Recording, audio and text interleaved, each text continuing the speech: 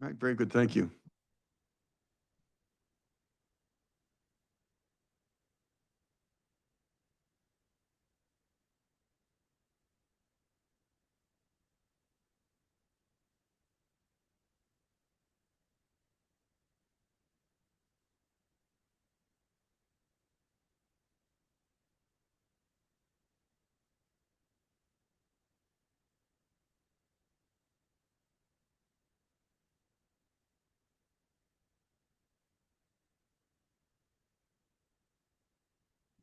Good evening and welcome to the special board meeting of the Board of Directors of the Indian Wells Valley Water District for today, Thursday, October 16th, 2025. We have a opening up here in just a moment. And let's open the meeting at 4:30 p.m. and let us all rise for the Pledge of Allegiance. Director Boyd, if you wouldn't mind. I'd be happy to. Put your hand over your heart. I pledge allegiance to the flag of the United States of America and to the republic for which it stands, one nation, under God, indivisible, with liberty and justice for all. Thank you. Please be seated. All right, roll call. President St. Ahmad, Here. Director Boyd, Here. Director Kaczynski, Here. Director Ratoria. Here. And Director Griffin is absent today. excellent. Thank you. Posting of agenda declaration. The special board meeting agenda was posted on Wednesday, October 15th, 2025. All right, thank you. Conflict of interest declaration.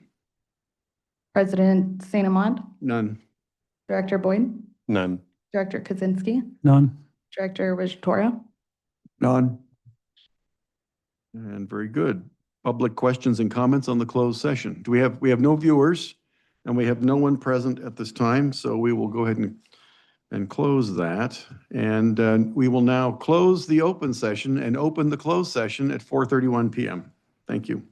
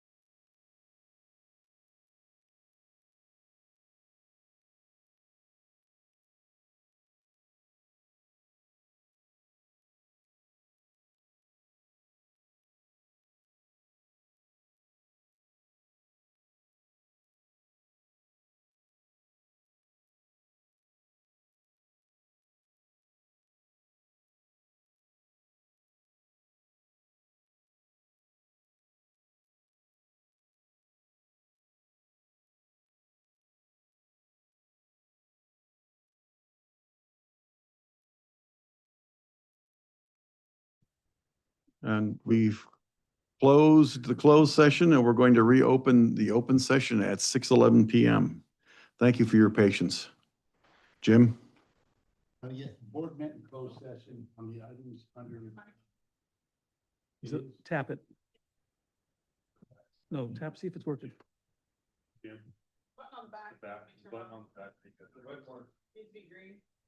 It is green. Yeah, no, he's. Here, Jim. Hang on, he's got one. Better. There we go.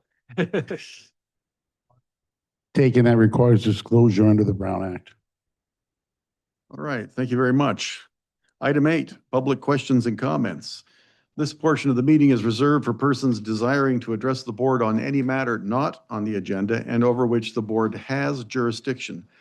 However, no action may be taken by the board of directors on any item not appearing on the agenda. Non-agenda speakers are asked to limit their presentation to 5 minutes. Public questions and comments on items that are listed on the agenda will be accepted at any time that item is brought forth for consideration by the board. When you're recognized, please state your name for the record. Thank you. Do we have any public comment?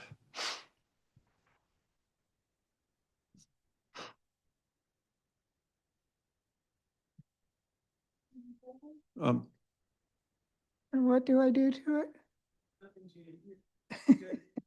Right. Step on it? You're good. I think you're good. Okay. On behalf of the Board of Directors of the Eastern Kern County Resource Conservation District, we would like to thank the Indian Wells Valley Water District for posting our plant talk and plant sale on your website. Thank you very much. Mallory was there. I hope he enjoyed it. We did have a full house, which you, David, will like this comment, I believe. It seems there are still people who operate on China Lake time. The other thing I have is a question, and my question is, has there been any progress between you and the Groundwater Authority on the mediation process? I'll let Mr. Worth answer that.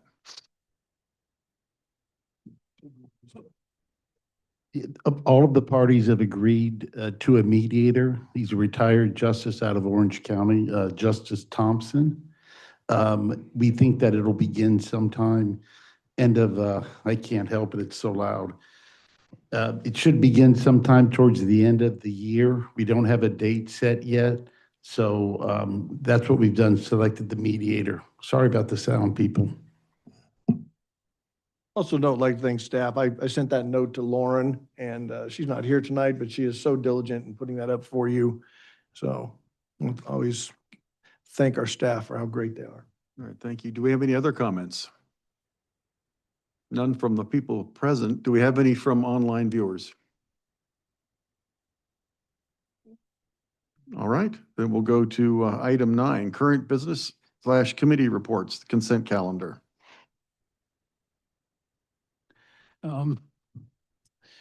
I move approval of the consent calendar, which is the minutes of September 8th, regular board meeting, September 25th, special board meeting, and the approval of accounts payable disbursements. I'll second that. All right, thank you. Do we have any comments from the public? Is there any discussion from the board?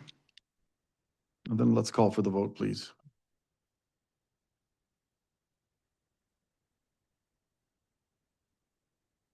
Not even There it goes. All right. Getting that screen.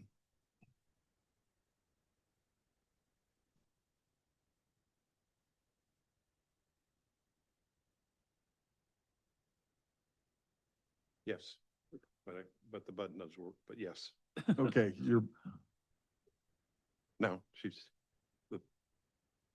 oh, I broke the iPad.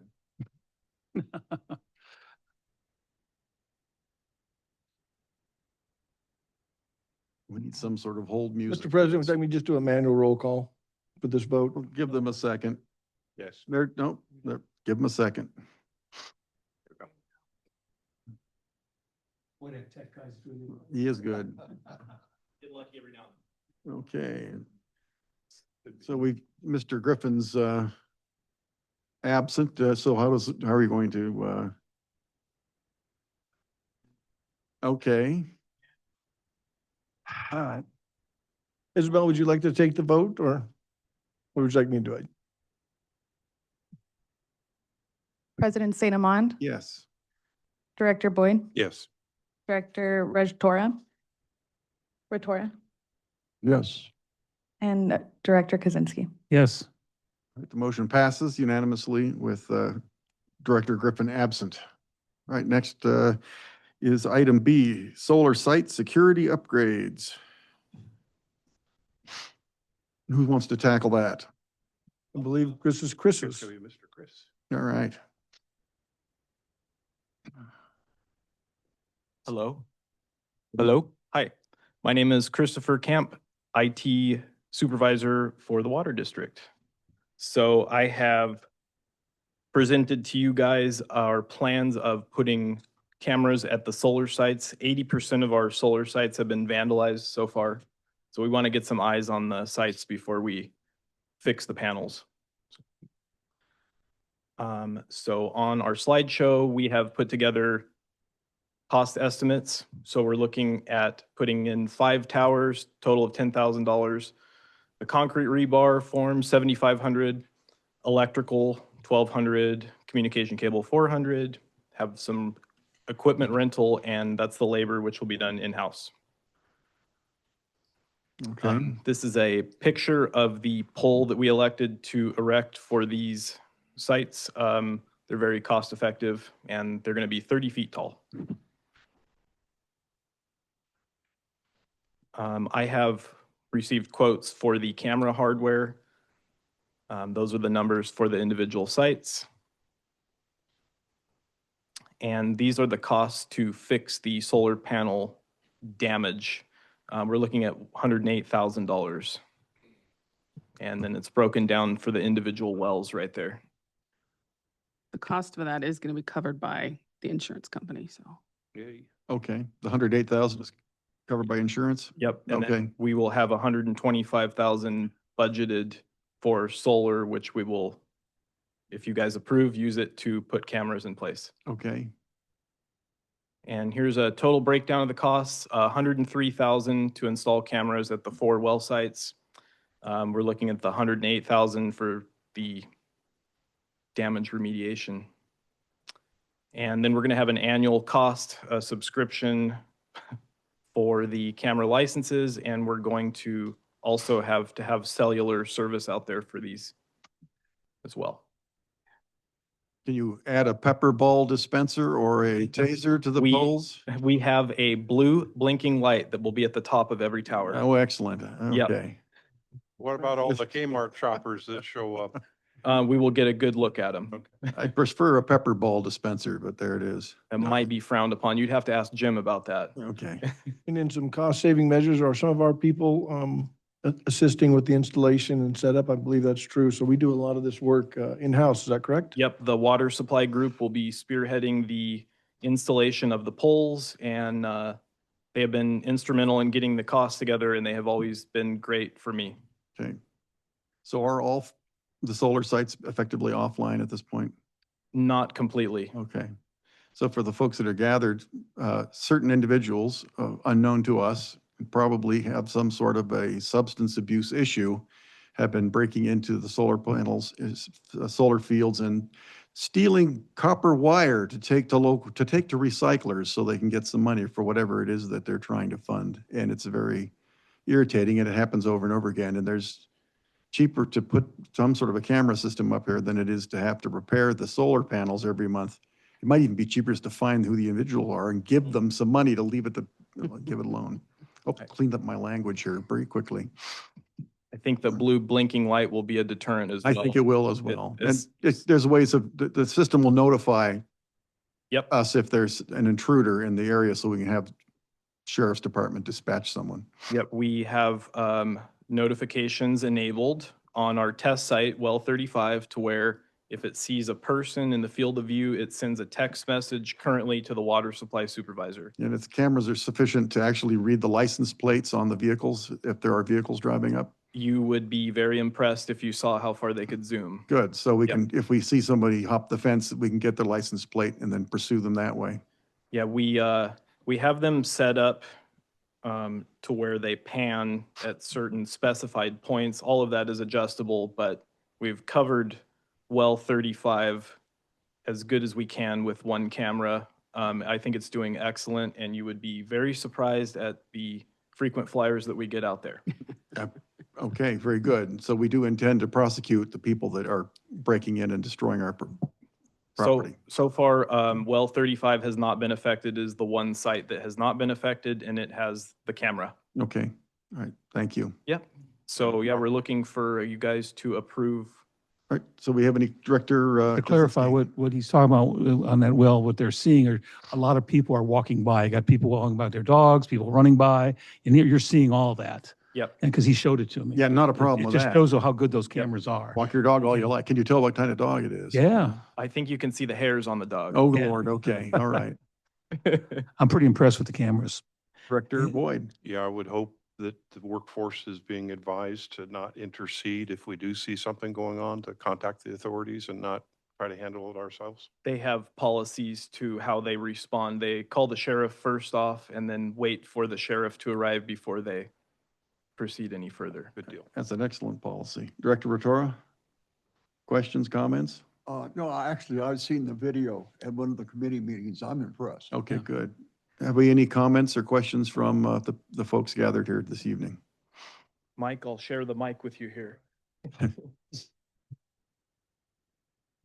Just a suggestion, I haven't educated myself as to where all the wells are, but I know there's several close in or within city limits. The chief would probably love to get his hands on this information when you get a theft, because they've got these cameras all over town, and they love to locate, identify, vehicles. Under that system, they can literally track a vehicle around town. They've nailed, 4 or 5 suspects over the last 6 or 8 months. And so if you call, other than just the sheriff, you call the city PD, Okay, they would probably jump on trying to grab those guys. None of the solar sites, except the one here at the office, are within city limits. But still, Yes. as a heads up, it would be Yeah. nice. Got it. I would hope the sheriff would share that stuff. For the record, that was Mr. Mike Neal. Do we have yes, we have a caller? Go ahead, caller.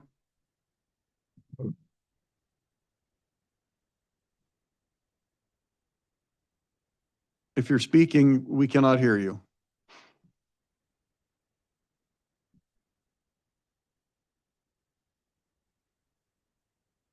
Okay. Did they depart? They withdrew their, I'm off on board. yeah. Let's see.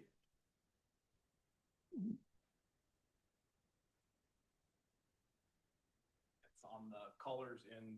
We're not unmuted, so Okay, so there's really I think we can. press on.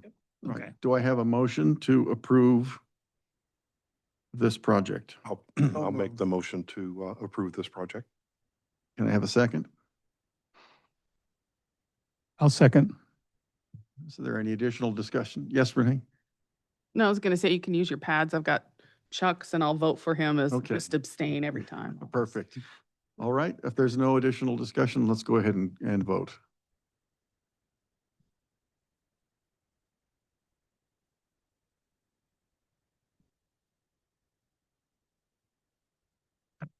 All right, the motion passes unanimously with those directors present, and Director Griffin is absent.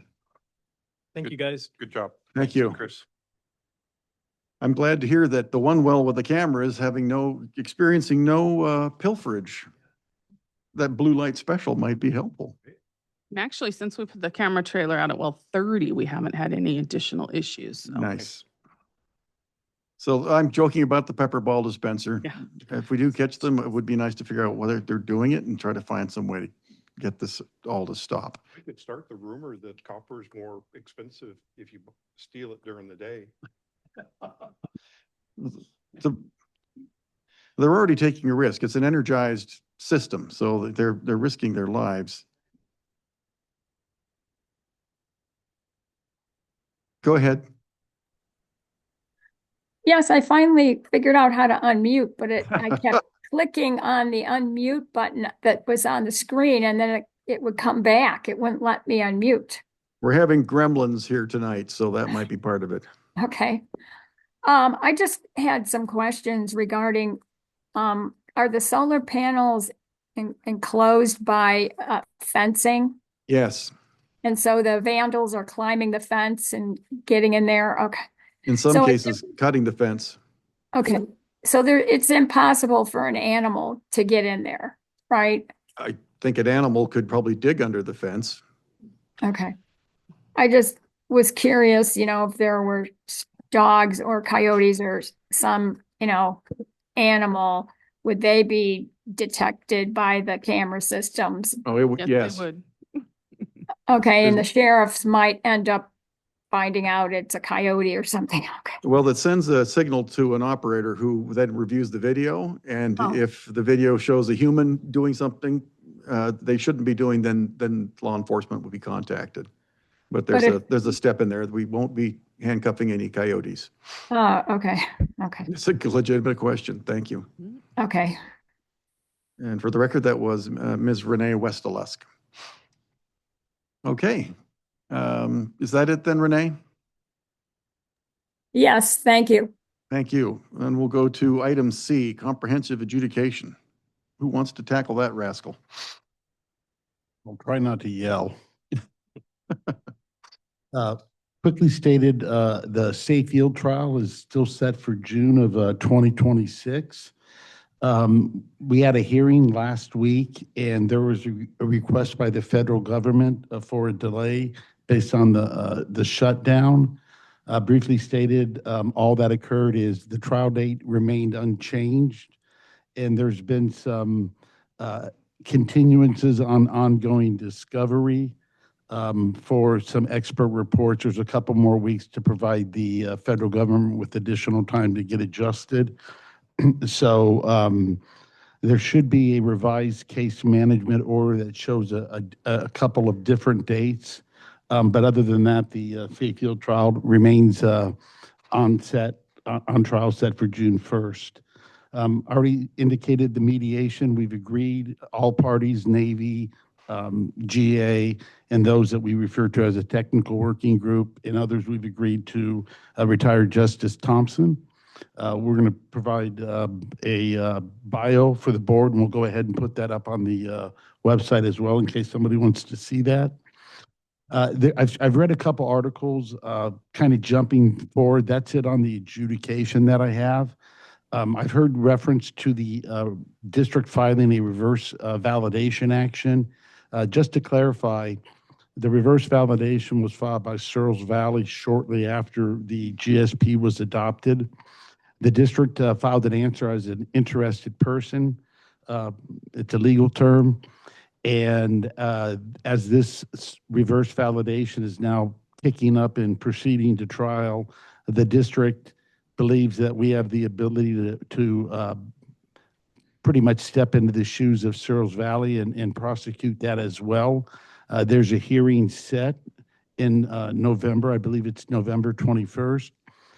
We think that we're allowed to have quite a bit of latitude in pursuing the reverse validation filed by Searles. The Groundwater Authority thinks it's much more limited, so we're taking it to the judge, get the judge's opinion, so there's not an unnecessary waste of time and effort by either party until we find out exactly what the scope of the trial might look like. So we have not filed our own validation action, as some have indicated.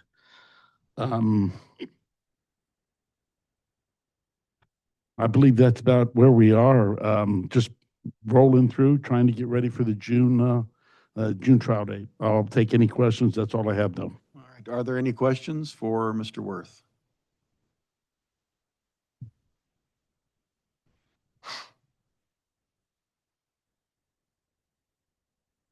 I don't hear myself. Am I on? You're good now. Okay, all right.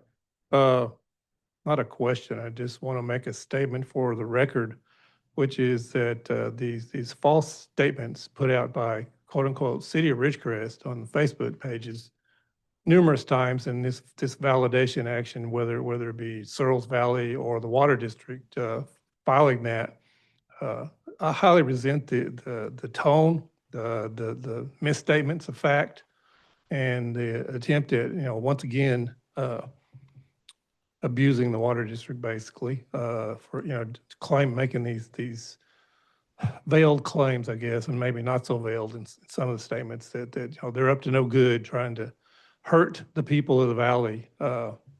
Anybody that were to listen to the Water District meetings and then turn around and listen to the GA meetings would see a drastic difference as far as I'm concerned. As I got so disgusted with GA meetings, I quit going to them well over a year ago, maybe more, because it just was a waste of time, number one, and I didn't need the upset of listening to statements that I knew weren't based in fact. And so just want to go on record and say that I think the Water District is following proper procedure. They're trying to do the best thing for the water users of the valley, and look forward to the results of the lawsuit, because I think that they're probably going to prevail as they have so far. All right, thank you, sir. We have a caller. Go ahead, caller. Yes, this is Renee Westelusk. I live within Ridgecrest city limits. I am a water ratepayer. Mr. Worth, I would like to know what reverse validation actually means. I'm a lay person when it comes to these legal terms. Sure. Basically, a reverse validation action in this instance is an attack on the GSP and the various implementation actions that are related to the GSP, in the complaint pretty much lists all of the implementation actions. So it's an all-out attack on the GSP, for lack of a better phrase, layman's terms. And therefore, November 21st of 2025, the Water District is going to file some kind of action to block the reverse validation by Searles Valley Mineral? No.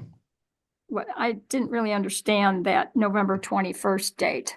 On November 21st, there will be a hearing in front of the judge. And in essence, the judge will give his opinion on how far the district can prosecute the Searles reverse validation action based upon our filing an answer timely, probably almost 4 years ago now. Jim, the filing is on our website, isn't it? Maybe I should say George. Do you know? I can look. It's probably about 100-page complaint. It's voluminous in terms of the petition filed by Searles Valley, but We try to file all court documents. I don't know that one has been posted just yet. Generally, I didn't check it personally, so I cannot guarantee it, but generally at some point, I believe just about all court documents get posted on our website. okay. Actually, I think you raise a good point, Stan. It probably is not on the website. The website right now is dedicated to the adjudication. And this reverse validation, it's a separate action. It's separate and distinct from the adjudication. And it's been kind of sitting there just waiting around for 3 years. And now we're just now starting to get it back on track. And that's why we're going to have this initial ruling by the judge to determine, what the scope of that trial will look like. So if the judge decides that we can indeed prosecute that reverse validation, then we can begin to put those documents up on our website. Yeah, we'll, But we can certainly put the petition up Okay. now, as well as the pleadings that we filed that will be heard on the 21st by the judge. We can certainly do that. Please do so. or we'll take an action. I took an action to make a spot on the website for that separate court case. All right, thank you. Yeah, new tab, huh? All right.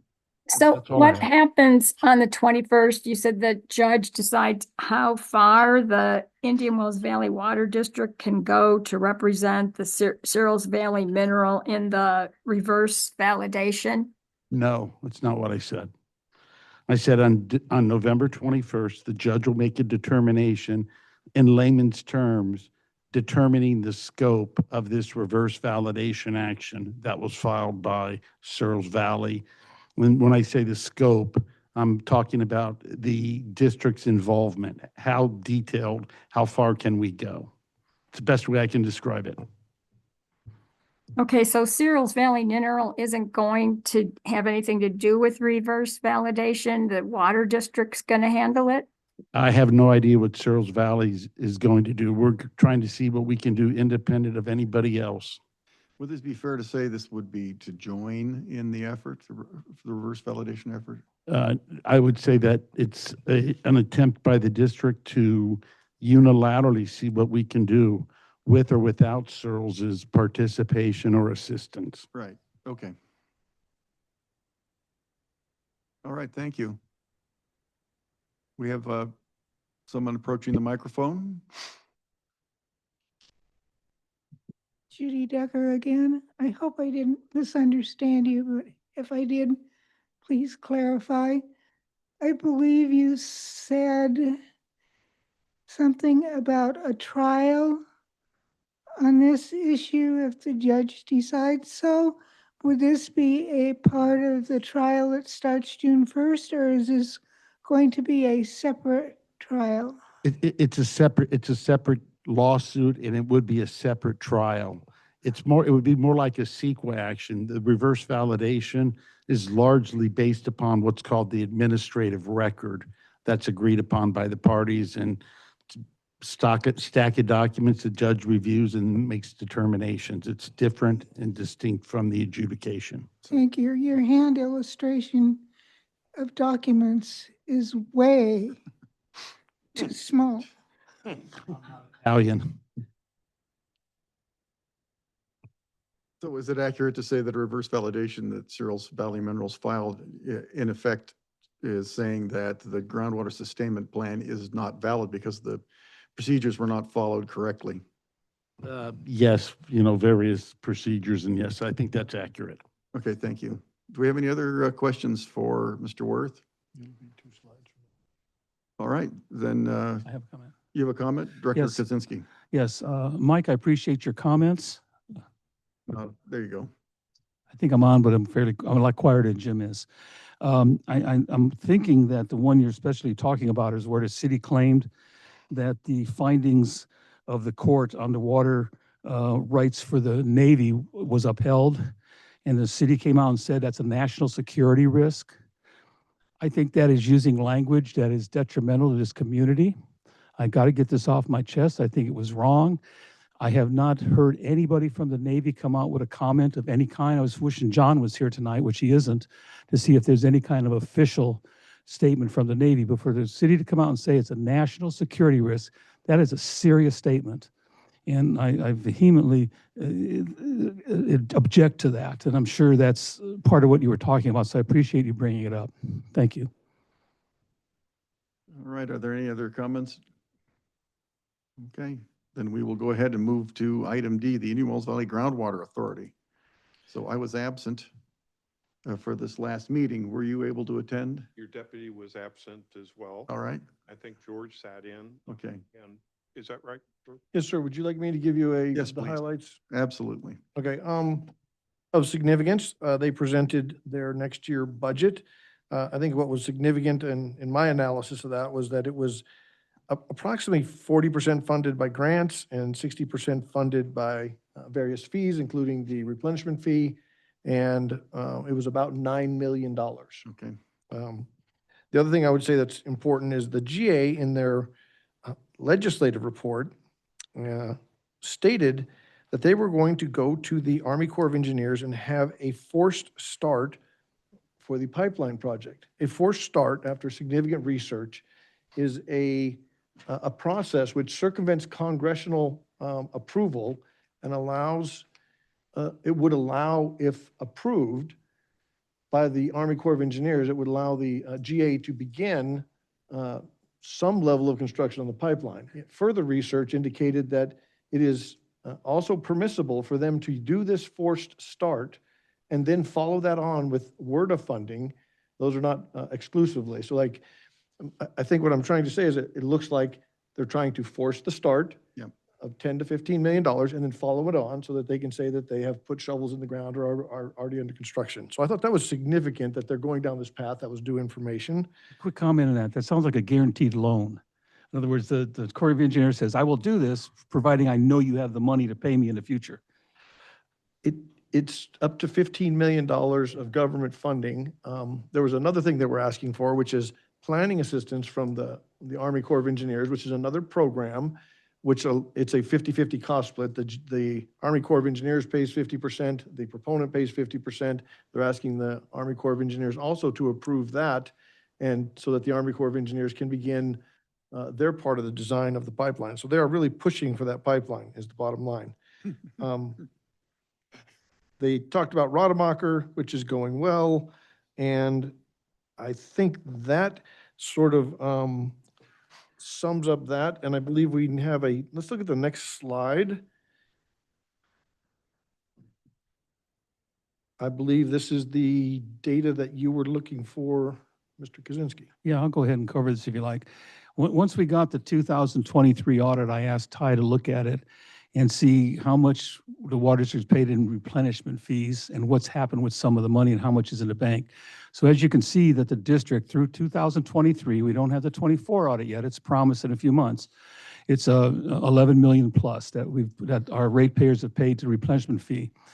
The cash balance they have now in the bank of the replenishment fee looks like it's $5.7 million. The pumping owed to replenishment, so in other words, they moved 2.5 million from replenishment fee into the pumping section for their administration, which eventually has to be paid back to the replenishment fee. How, I don't know. So the audit balance shows that there's another 2.8 million, which has obviously been spent on water purchasing, I guess, groundwater management. We tried to get as much as we can from the audit, but it isn't very clear without auditing all the invoices. So, so the difference being, if you take the 11 million, subtract the 5, subtract the 2, there's 2.8 million left that was spent on water purchasing. What that means, we really don't know until we start looking into the invoicing. I assume it's capital core, legal, who knows what it can be. So that's, I owe this, I did this for the ratepayer so they can see what's happening with their fee they're paying for replenishment. As soon as we get the 2024 audit, we'll update this. I don't think it'll look much better. To be clear, you said water purchases, but no water's been purchased. No water's been purchased, but I mean, that's what the All replenishment. all the associated work that would go in, along with water purchases, may be being subsidized, but no water has been. No water's been purchased, and that's what the replenishment fee was put in place for. So I think you're being a little loose with the description of what you can charge to water purchasing. And I think that the only way to maybe find it out is look solidly at the invoicing. Where's all the invoicing going? What part of capital core is being charged to water purchase, which is going to administration? What's happening with it? But the only way to find that is probably with a forensic audit of some kind. So the Groundwater Authority has announced a number of times that they have the word of funding for the pipeline, but the truth of the matter is, while they are on a list for getting word of funding, they have not had the money appropriated. So at this point, it's just a promise. On top of which, in order to receive the word of funding, they have to have a governmental organization that's capable of generating revenue to match some of the word of funds. And for every $50 million increment, if memory serves me, that organization would have to match $12.5 million. So for the full 150 million layout, assuming it were to be appropriated, that's something north of $37 million. And there was an attempt by the Groundwater Authority to get the county to accept liability for that. The county soundly turned that down. And then since then, there's been discussions about bonding it out, but they have no income stream to cover the bonds. And the other one was adding it to people's property taxes in the valley. And so far, we haven't seen a solid plan yet, but they haven't got the money. It hasn't been appropriated, and they don't have an organization that's capable of generating revenue that's willing to back the plan up. So it sounds to me like this forced start is just a way to get the program running so they can claim, we've already spent $12 million, we can't stop now. And I think it's a premature for them to get started on it. And to carry on a bit further, what you said is, any of the capital money that they need to raise that isn't given to them by WRDA or other grants will be paid for by this community. I'm assuming it's probably going to be attached to property tax of some kind. Right.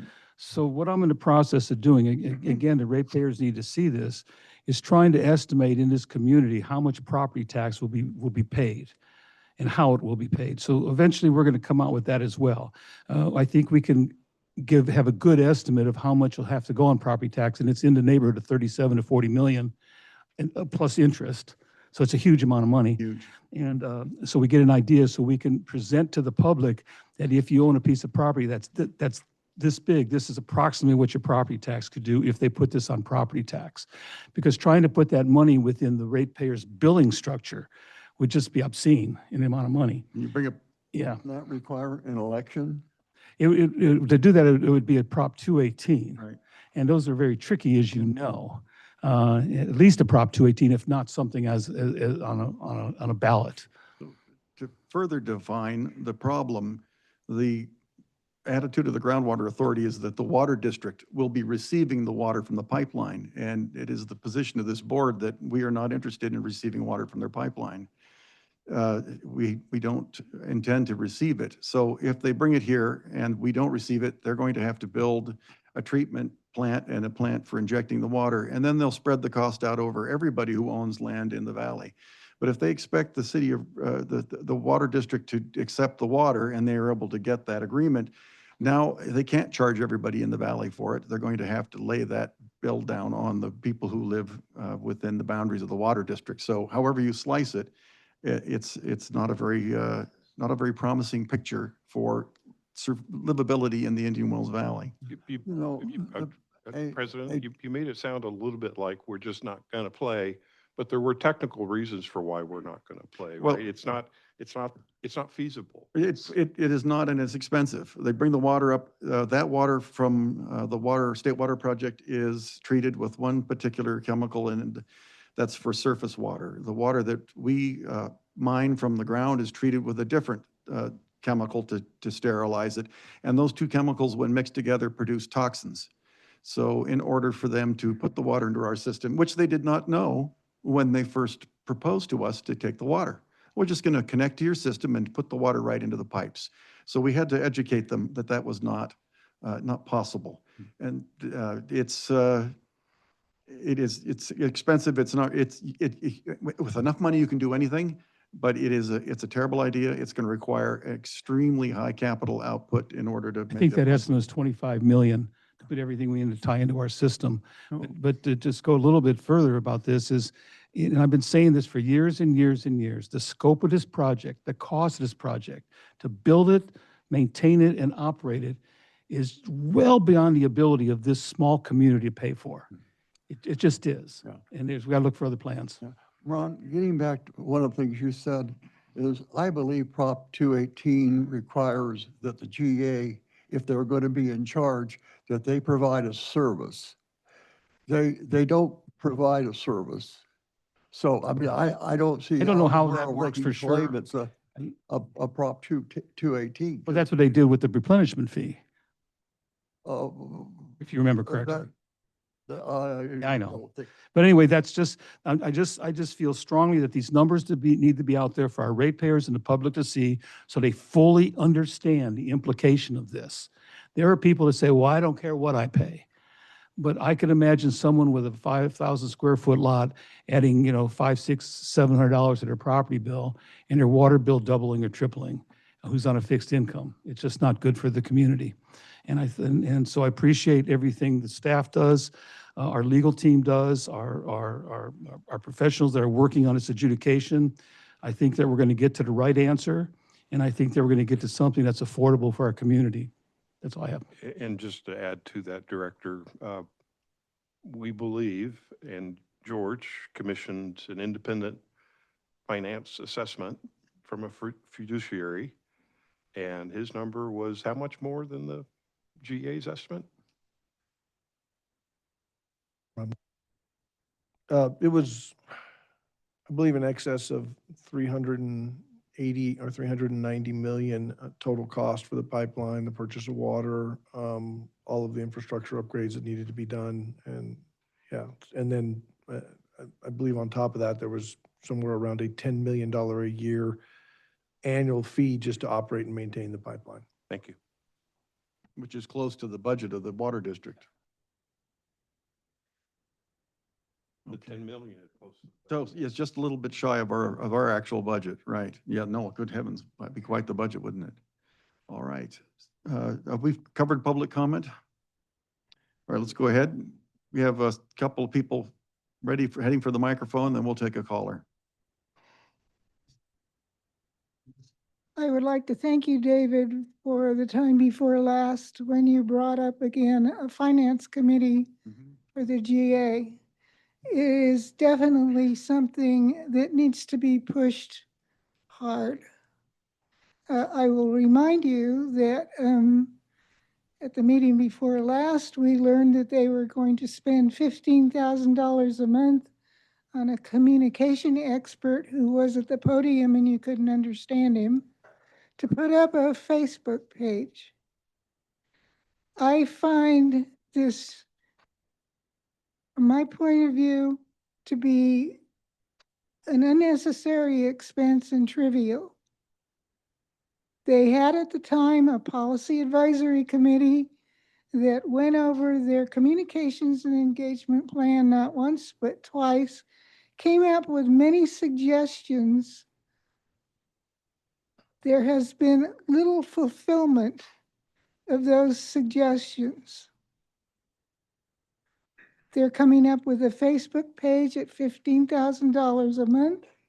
One doesn't know if that's in perpetuity. Well, excuse me, it's not, it's $15,000 a month to put together some sort of communication that will include the Facebook page. We told them how to do it for free. But I agree with you that the cost is astronomical. And part of the cost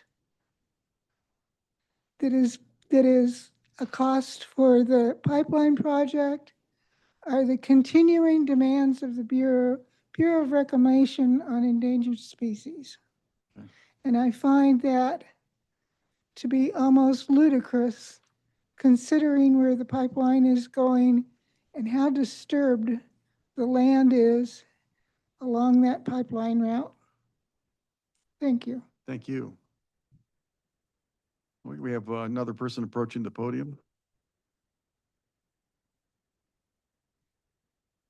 As I said before at City Council about the GA, oh, how could you recount their ills and their trespasses in only 5 minutes? What you're looking at here on the screen is a very good example of the misuse of funds by the GA. Only part of the amount they bled out of the pockets of the people. And it's mostly through the replenishment fee, which was put in place, remind everybody that you already know this, by 218 procedure, which those never fail. They're put in place by a jinky, ridiculous procedure, which assumes basically that everybody that's involved in it has already voted yes. And otherwise, if you don't say no, they're going to count you as a yes. They never fail. If they try to push forward further funding and put tax assessments on us with the 218, which, they will ignore the law. They ignored the law when they put the replenishment fee on us, but they got passed at the 218. And within about 2 weeks, there was a referendum signature total count that was more than enough to get a referendum vote on it. And they waved their hand and literally just threw it in the trash and said, no, that didn't apply. We can't do a referendum vote, which totally applied. But, when you got this county paid lawyer saying, no, forget it, that's no good, then, unless a bunch of people want to get their money together and pay a lawyer, you'll never prevail in court without a lawyer by your side. They just ducked it, went on ahead and did it. And now we've got, let's see, what did we pay to the GA? $18 million, I believe was the last figure that I saw. And here we go, we got a cash balance of under 6 million. So they spent the other 12 on who knows what, they owe another 2.5 to the fee. So it's worse than that. And now they want to plunder our tax money by doing this convoluted end run to the Army Corps of Engineers and forcing some kind of work start that I don't know how in heaven's name they can do this, but you know, it reeks of payments to improper payments to individuals and bribing and who knows what. They want to try to force start something and then say, well, we have to do it because we already spent $15 million of your tax money on doing this. I'll said it before and I'll say it again. At some point, enough's enough. And I think that this is what you're looking at on the board right now represents misappropriation of funds to the tune of $12 million plus by the GA. And I would say it's time for the water district to quit paying the water replenishment fee to the GA based on clear evidence that they're misspending the money, they're misappropriating the funds, and they're trying to play tricks on us to force this thing on our heads, which very few people that I've run into in this city want this. They definitely don't want the cost when they become educated. It's what it's going to cost them. And I think the district has proved that we don't need it. So why keep paying money to the criminal who's taking it out of your back pocket, trying to use it to stab you in the back with the other hand? Okay, thank you. We have one more person approaching the podium, and then we'll let our caller in. Both George and I forgot to add something. You talk, of course, about the district, but in fact, the GA covers the entire groundwater basin. And one of the things that was announced at the last GA meeting was the sale of over 3,000 acre-feet of water from Simmons Farm to Mojave Pistachios. I think it's too bad that that 3,000 plus acre feet didn't go to the district. How you get it here is another story, but still, over 3,000 acre feet that is being sold to an agricultural interest in a critically overdrafted basin. Yes, the reason they didn't offer it to, For those who don't know where Simmons Farm is, it is at the corner of Siebenthal and North Brown Road. Now, I have to assume that was their portion that they claimed for the transient pool. Yes. Is that correct? It must be that also. Yeah, to be clear, that's not an annual allocation, that's a one-time allocation given to them under the Right. transient pool. Right. And it's a one-time transfer. I don't know, Jim could answer whether that could actually be used for anything other than agricultural. I'm not The sure. transient pool specifies that that water cannot be sold to the water district.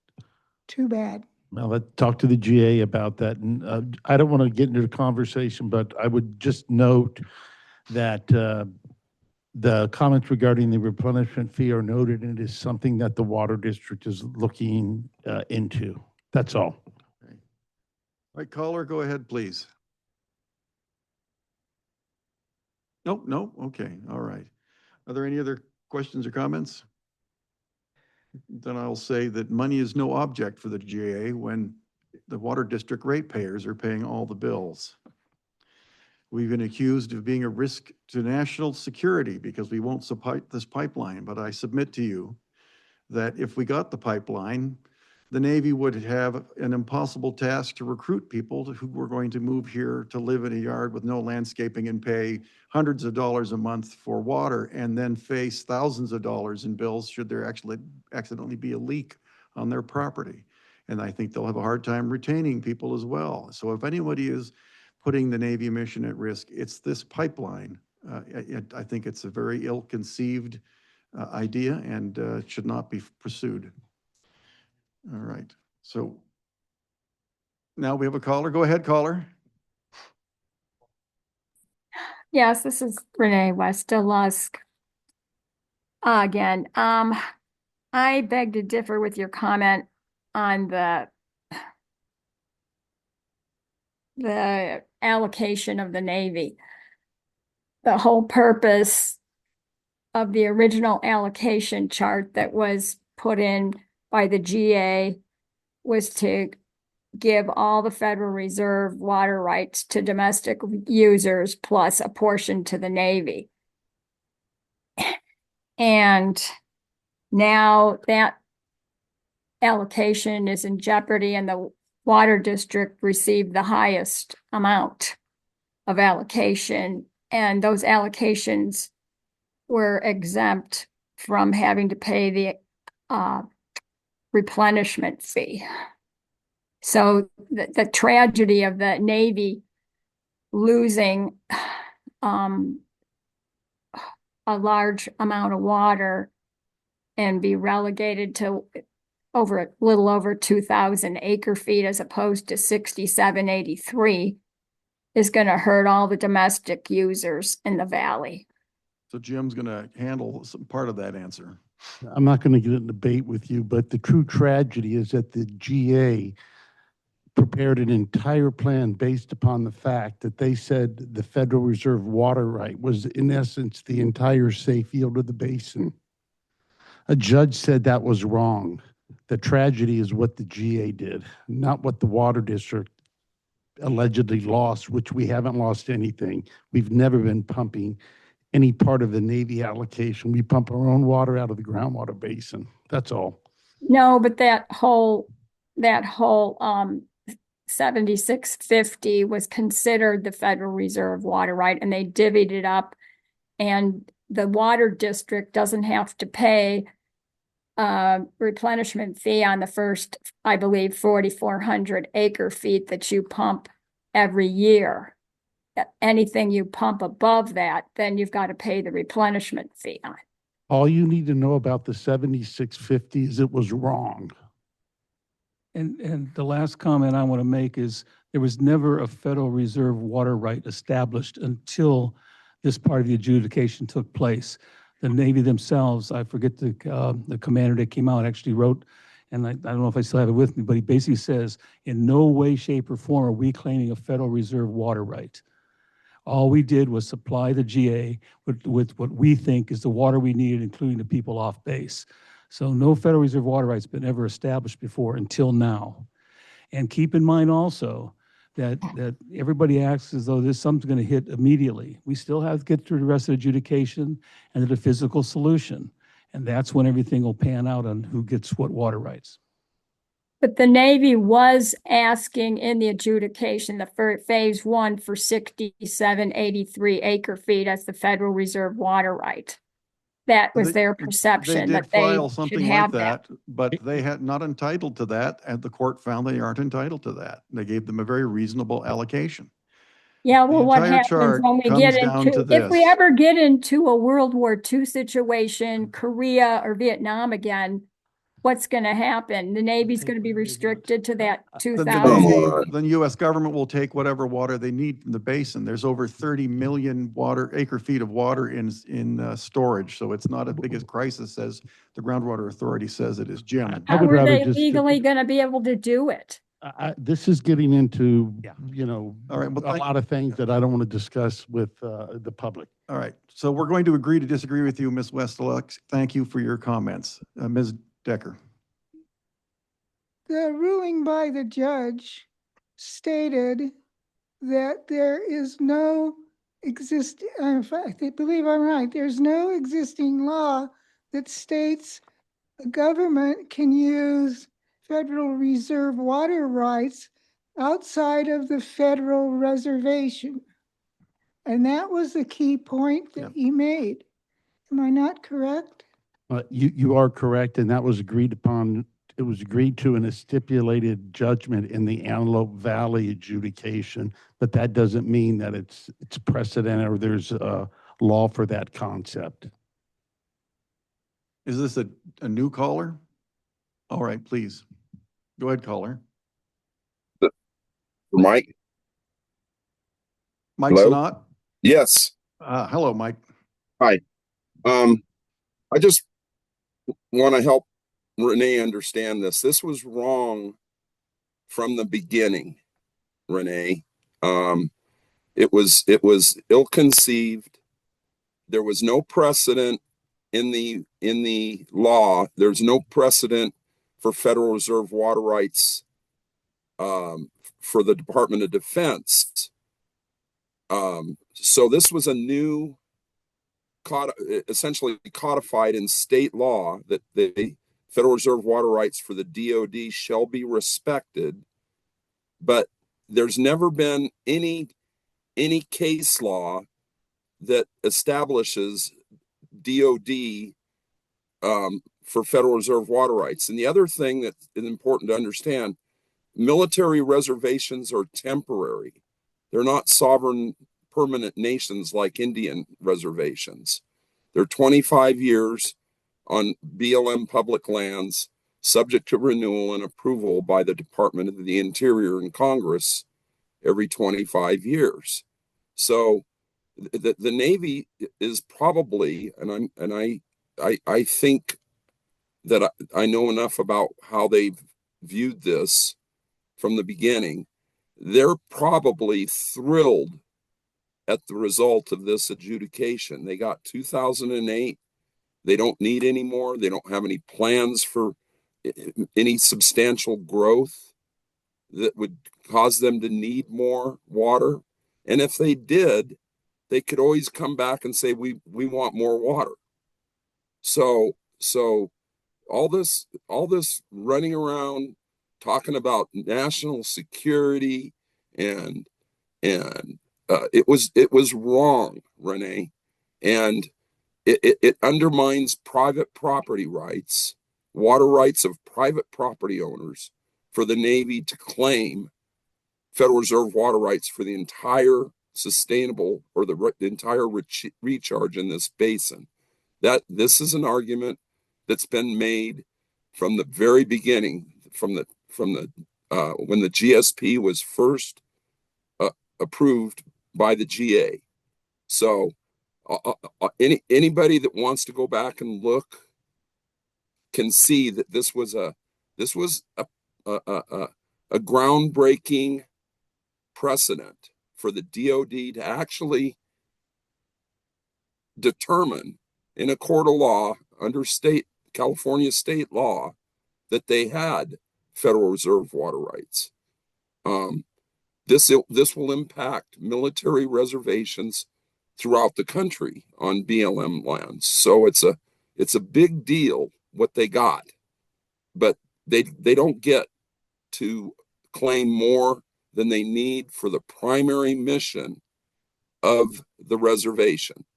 And so it was really really an excellent decision by the judge. And the only other comment I'd make, the Navy has been arguing that, well, we have Federal Reserve water rights dating back in time to 1940s.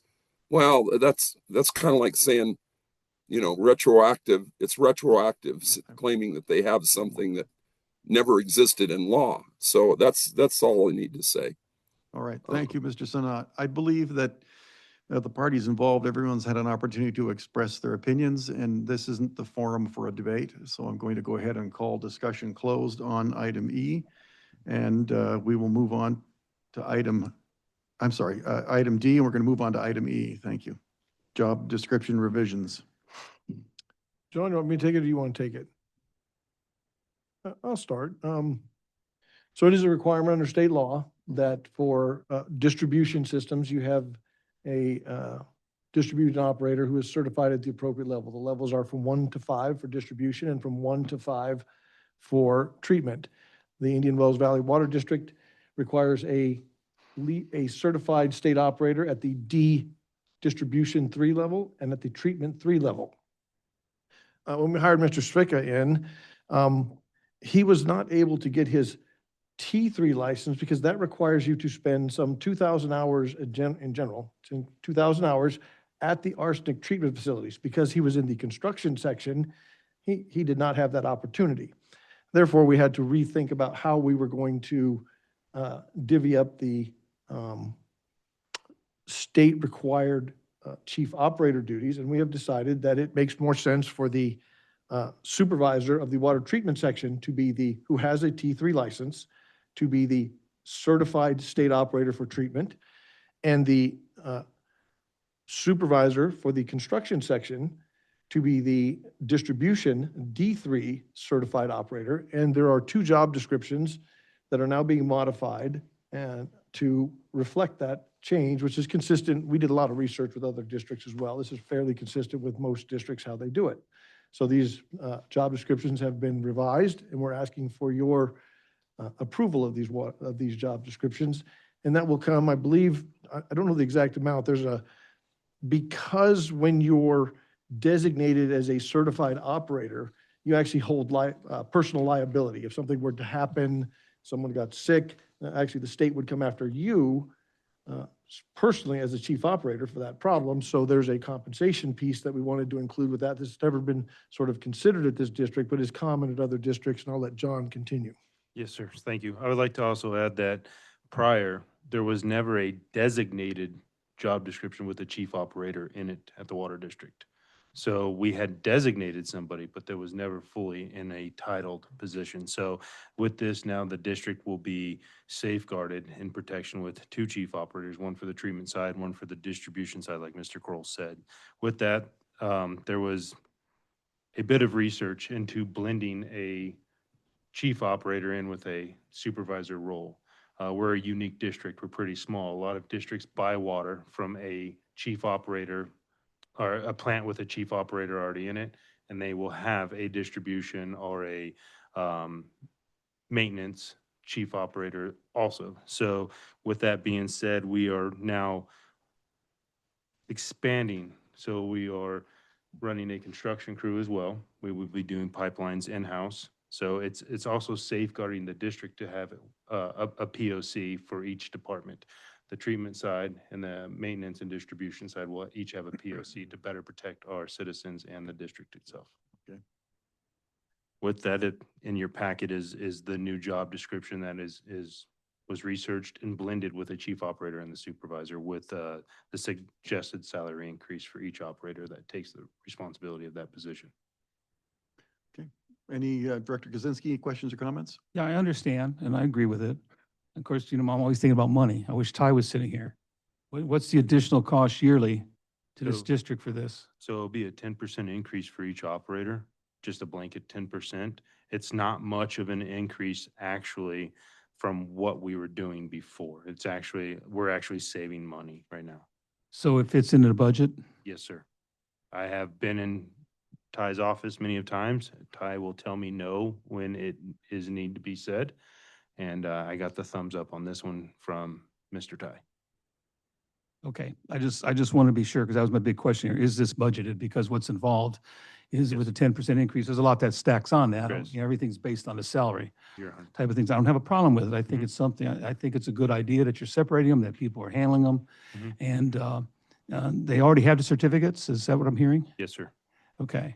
So we're not paying for any more to be certified, anybody to collect any more certification. What's your backfill if one of those people were to leave? So we also have multiple T operators and D operators.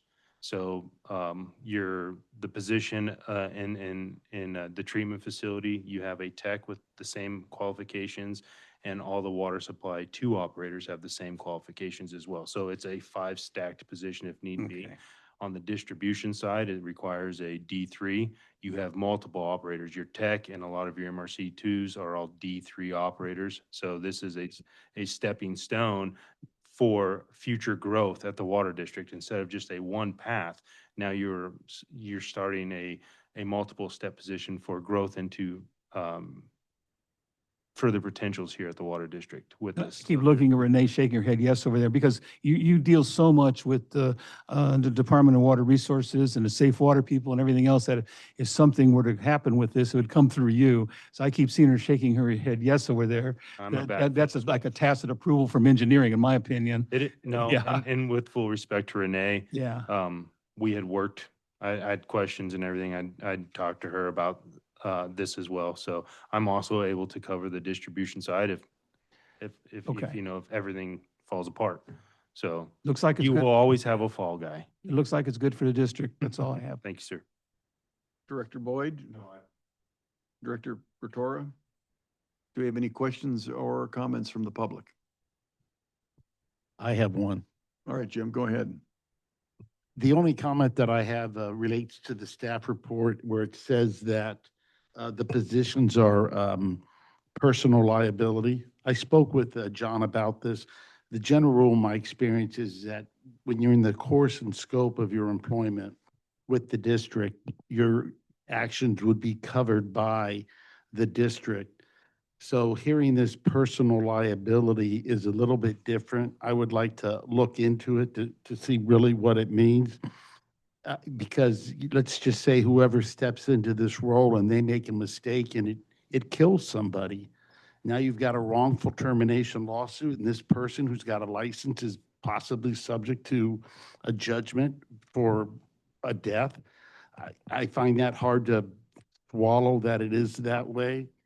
I'd like to just kind of get a better understanding of what that means. And then if there is additional liability, I think the first thing we should do is look into insurance to cover against that. So I'm not saying don't approve this. I just thought work a little bit more with John and George to understand what this personal liability is and make sure that we provided the best protection that's possible. That's all. I could add a little bit more if you would like to that. Not only after speaking with Jim, I went into a little bit more. It's also, if something was to happen, the state's going to need to talk to somebody. So from the treatment side or to the distribution side, you have a POC at that point in time. That's the person that's going to be answering all the questions. And like Jim said, I reached out to him for legality reasons of how it'd be covered. And so, the personal liability is the state would be going to one entity. The POC would be answering all the questions. So essentially the fall guy, yes. Yeah, there are other interesting aspects of this. One of the things is that even as the general manager, I cannot override and tell a chief operator, you should turn this valve or you should put this much chlorine. These people, they own absolute control and they have absolute authority over how the water system for waste, for distribution is done and how treatment is done. And it's an interesting thing. As a general manager, you have to be really careful about making sure you don't overstep your bounds. This is their job, and I've always believed that like the guy who is in the field, who is doing the job every day, who is the supervisor of those people, is the appropriate place for that to be. Jim, do you have anything else you'd like to add? No, I don't disagree with anything. Just want to make sure that we're covered, and I really understand what personal liability, because John did not describe personal liability. He described a person of contact that has certain qualifications, and those are different. So that's all I want to do is just gain understanding, make sure there's not a better way that we can protect the district and our employees. That's all. And you don't think we need to postpone approving this language? No, I think you could approve it subject to legal and staff, and if there's a problem that we discover, we would bring it up. We or can revisit it. Provide us with the ability to maybe make some slight non-substantive changes to the description if needed. If something's more, we find something more troublesome, then we can bring back to the board. Okay. All right. Questions or comments from the public? Thank you for the help. Okay. Do I have a motion? Yeah, I'll go ahead and make the motion for the board to approve revisions to job description to encompass requirements for chief operator as defined by the code, California Code of Regulations, Title 22, Chapter 13. And I would also like to make sure this, I include the language, like Jim said, that will be continued to be reviewed for any discrepancies or accuracy as we go.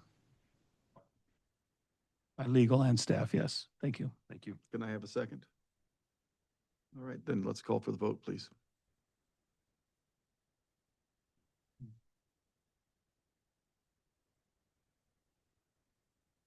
There we go.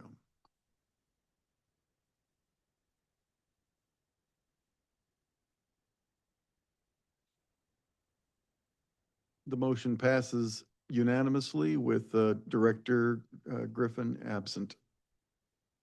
Thank you. All right, item F, California Broadband Cooperative Amendments to Bylaws.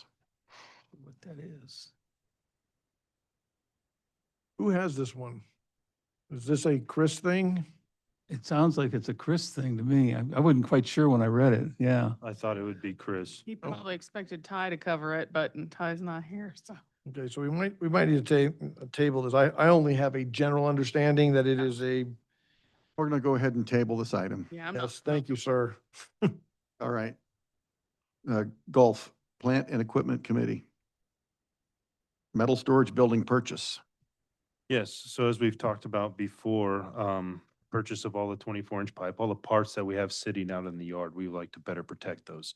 So we have budgeted in the 2026 budget, $250,000 for the purchase and construction of the metal storage building. Okay. We have went and received 3 bids. We also looked into what the United States Navy kind of did with those structures to covering jets when the earthquakes happened. Public Works uses them. I've been in contact with the base. Sprung structures. Yes, sir. So, Covering? yes. Yeah. Be So- prepared to replace that annually. So after lots of research about that, we decided to stick with the metal building for also cost. Those structures are not cheap. Right. So we did our due diligence, reaching out to multiple companies. I want to say thank you to our warehouseman, Robert Renfro. He had to dig his heels in to try to get extra bids, and he finally got them. So with that being said, Fortified Building Solutions has been extremely on top of the game here. They've answered every questions. They've submitted basic drawings that we're going to need to construct this building. They are going to be able to help us provide engineering drawings as well. The only thing they won't do is give us engineered plans for concrete or any structural reinforcement that way. So I am asking the district or the board to approve that the district go ahead and purchase the 40-foot wide by 200-foot long and 18-foot high front steel building, open steel building from Fortified Building Solutions. Okay. Do we have any questions about this project from members of the public? Go ahead, caller. Yes, this is Renee West Delusk. I'm just curious as to why you need this building now. Is it something you've always needed in the past and never put forth a proposal? Or is So- it anticipation that you need more storage because you might have to buy more pipes to make replacements, et cetera, in the future? So yes, Renee, it is for the pipe that you see standing out in the yard. It's that pipe is okay to put in the ground, but we also store a lot of parts. So we have been wanting to do something like this for years to come. It's taken a while to get there. We've had, let's just say we've had to use our money for other projects that have come up the district's way. So finally, we are in a spot to move forward and build this building to better protect the parts and equipment that we need to service our customers. And over the course of the next several years, we're going to be storing a pipe that is worth far in excess of what the building is. I think, what was that first initial pipe purchase? 500,000? Was that what it was? Yes. So we Yes. spent $500,000 on pipe that we now have covered with tarps. And we are going to need to buy miles and miles more as we go through the various stages of the construction crew replacing the CMLC pipe. CMLC pipe. Can you repeat that, Mr. Kroll? You have to replace, Several miles of CMLC pipe. This is the concrete and steel lined. Cement mortar line and coated. Okay, thank you, Renee. The cement mortar line coated pipe. This is the pipe that has failed along Inyo Kern Road and had failed on Brady. And as we replace it, we're going to need to continue to buy pipe and have our construction crew put it in the ground. And we need that pipe, which is quite expensive, to be protected from the damaging rays of the sun. okay. So you're anticipating more replacement of you're staying steel, concrete enclosed pipelines. Yes, Okay, okay, absolutely. okay. All right, Thank thank you. Thank you. Do we have any other callers? All right, then, do we have any questions or comments from the board? All right, then hearing none, do I have a motion? Do we need to? It's budgeted and they've now selected. Okay, I'll move that we Second. support this purchase. I'll second. Okay. Let's call for the vote.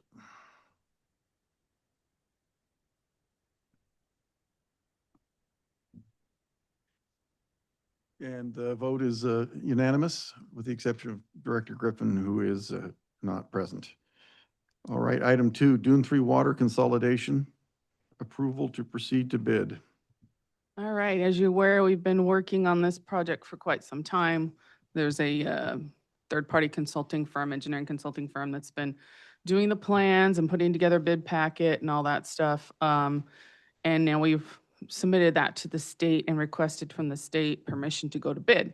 So part of that is when you put out your notice inviting bids is a date when the board approved the project going to bid. So this is one of those formalities of getting a project out to bid. Okay, So we expect it to be going out to bid maybe next month so you're, and awarding maybe January, February timeframe. so you're looking for a motion? Yes, sir. Okay. Do we have any questions or comments from the board about this? Do we have a feel for when this, if everything goes as planned, when this might be completed? It is estimated to take about 9 months from the time shovels start, hitting the ground. So end of next year, probably. Thank you. Anyone else? All right, do we have any questions or comments from the public? And so I see some new folks in the audience tonight. The Dune 3 consolidation was requested by the Dune 3 Water Company. The Water District received their request, and the state is providing some funding to help accomplish that, but it was not initiated by the Water District. So may I have a motion to go ahead and approve to bid, proceed to bid? So move. Second? I'll second. All right, thank you. We'll go ahead and call for the vote, please.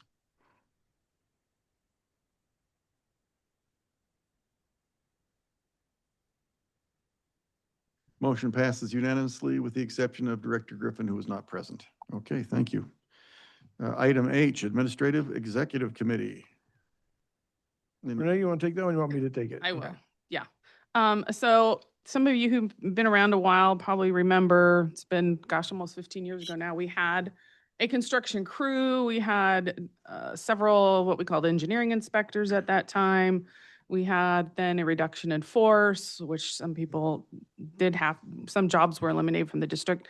And recently we have now reinstated a construction crew who's doing work. And as part of the Brady Street project, and because of, it is a large transmission main, we would like to have somebody out there inspecting all the time. So we were going to temporarily, just for the project, when this project is, in process, have an inspector out there daily, keeping track of everything, any changes in plans, daily work and such. So this is not an addition to the number of staff positions we have. This would be somebody who we currently have being brought into this position temporarily, and then they would be backfilled with a temp that has already been approved previously by the board. So I went through and there's a job description, updated the job description, hadn't been done, like 15 years. So we have a new job description and then a salary scale. I use the same comparison of districts that we've used according to our MOU. And that is the salary scale that came out of that. Does this position report to engineering? Yes, sir. Okay. And it's there for quality control to make sure that the bedding for the pipeline is correct. Correct. Make sure it's all put in according to plan. And if there are any changes, that gets documented. Okay. One of the things that caused us to do this was in the process of building the Northwest Transmission Line, we hired a contractor to do that work. And I believe for 6 months worth of work, they charged us in excess of $100,000. And we realized that we can have a person paid for a full year in-house for the cost to get someone as a contractor to do it for 6 months. So this is part of our plan with the construction crew as we build it up so that we can save costs. Okay, quality control is incredibly important, especially for the longevity of the pipelines. Director Otero, any questions? No. Director Boyd? No, I think it's a good idea. We talked about this in our P&E meeting, so. Okay, any questions from the public? I have been executive meeting. Sorry. Oh, questions from the public? Okay, then I'll need a motion to, I'll move to, for the addition of a temporary construction inspector position. I'll second. okay. Vote, please.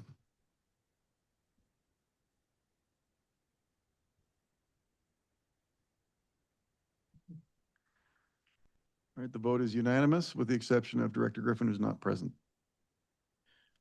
All right. Item I, General Manager Compensation. That needs to be deferred. Your mic, That needs to be deferred. I apologize. then we'll table that.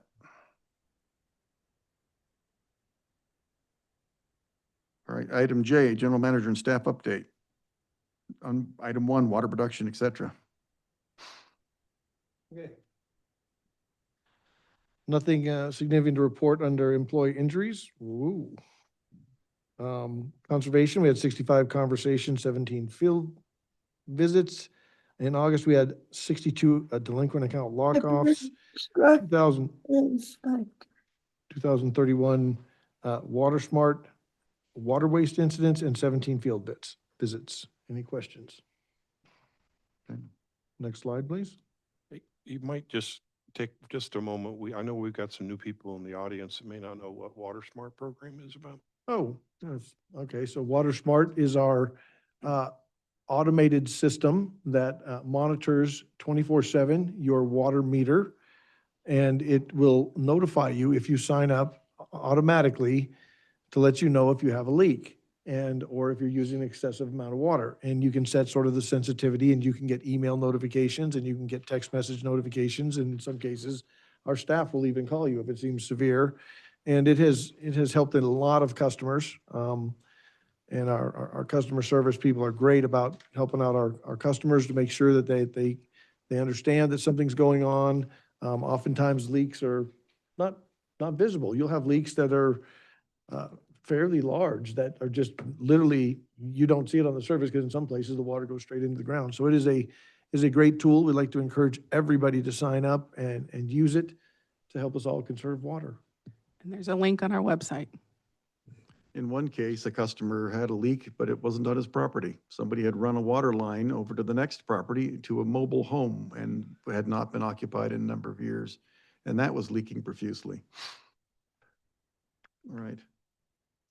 Proceed, please. Thanks, George. Okay, thank you, sir. Next slide. Okay, 1413, 2-year bill could return in January 2026. Worth noting that I did not watch the city council meeting, but I got a report from it that said Mr. Blades said he was hopeful that 1413 would return in January for the board's edification. I believe we are continue to be opposed unless amended. Last language was not clear and it was delayed. I think everybody agreed it was not a good bill. So like we said, it could return in January 2026. More to follow on that. The AB 1466, which we ultimately chose to support largely based on changes to that bill that we helped get implemented that helped small pumpers, was signed by the governor into law on October 11th, 2025, just a few days ago. Okay. I would put that under pertinent legislative updates and personal safety record for preceding month. Oh, there it is. All right. So Sorry about that. Next slide, unless there are questions. I was just a little confused on the date. I thought the date was further out than 3 months from now, 4 months from now. Is that, Are you talking about the January 2026 for 1413? yeah, Yeah, that's, we received, that information, I believe, from Brenda Bass, or Yeah. That's when they, go ahead, It Ron. it can rear its ugly head again starting in January, but it's still going to end up going through possibly the same processes depending on how much amended. So we're not even probably looking at a vote on that until, again, August, September. okay. So it isn't they're voting on it in January. It's Thank got a long way to go. But we're hoping the author either completely guts it or Or rewrites it. or rewrites it or withdraws it completely. It has an incredibly large number of organizations across the state that oppose that, including other groundwater agencies, GAs, who think it's a terrible piece of legislation. And it's our opinion that it was written to protect the interests of the groundwater authority in the Indian Wells Valley and help them to circumvent the court process of the adjudication. Okay. Thank you. And I'd like to take this time, Senator Hart, thank you. Yeah. I think listening to our objections to the original bill and putting our amendments in and designing it in such a way to support the small pumpers, individual pumpers out here doing adjudications is really important. So I surely appreciate that. Yes, Senator Hart removed the problematic language that we objected to and was welcoming to our suggestions as to how to help de minimis users in future adjudications. And I have some homework to do. The governor also signed into law a bill that increased penalties for water theft. Yeah, saw I that. don't know a lot about it, but I'm going to read it and see what we need to do because of it. Okay. Focused on fire hydrant theft, but I don't know if that was exclusive fire hydrant, but We've had that before for sure. Well, we have. look forward to your report. Thank you. Okay. So we have an update on leaks. Next slide. Is my thing frozen? No. there we go. Gremlins. Gremlins. Okay, well, let me see. There, wow. Oh, there we go. Yeah. Oh, yeah. There we are. Okay, so I was gonna have, John give an update on, leaks at individual homes and landlord-owned properties. I think you've given something to Jim, is that correct? Yes, sir. I've been in contact with Jim. I sent him over kind of just a draft that I wrote up to help the homeowners that are in need of doing leak repairs. We've talked about this for several months now. It's this draft is just to help people that are staying consistent on paying their water bill, but won't be able to afford to just go out in the street and rip it up.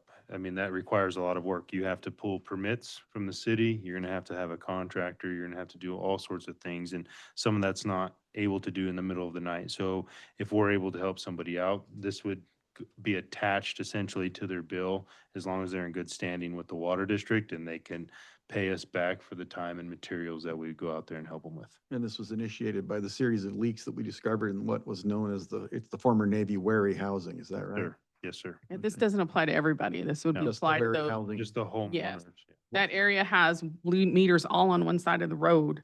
So people are responsible for pipes that are going under the road. So it's What is the unusual. name of that area again?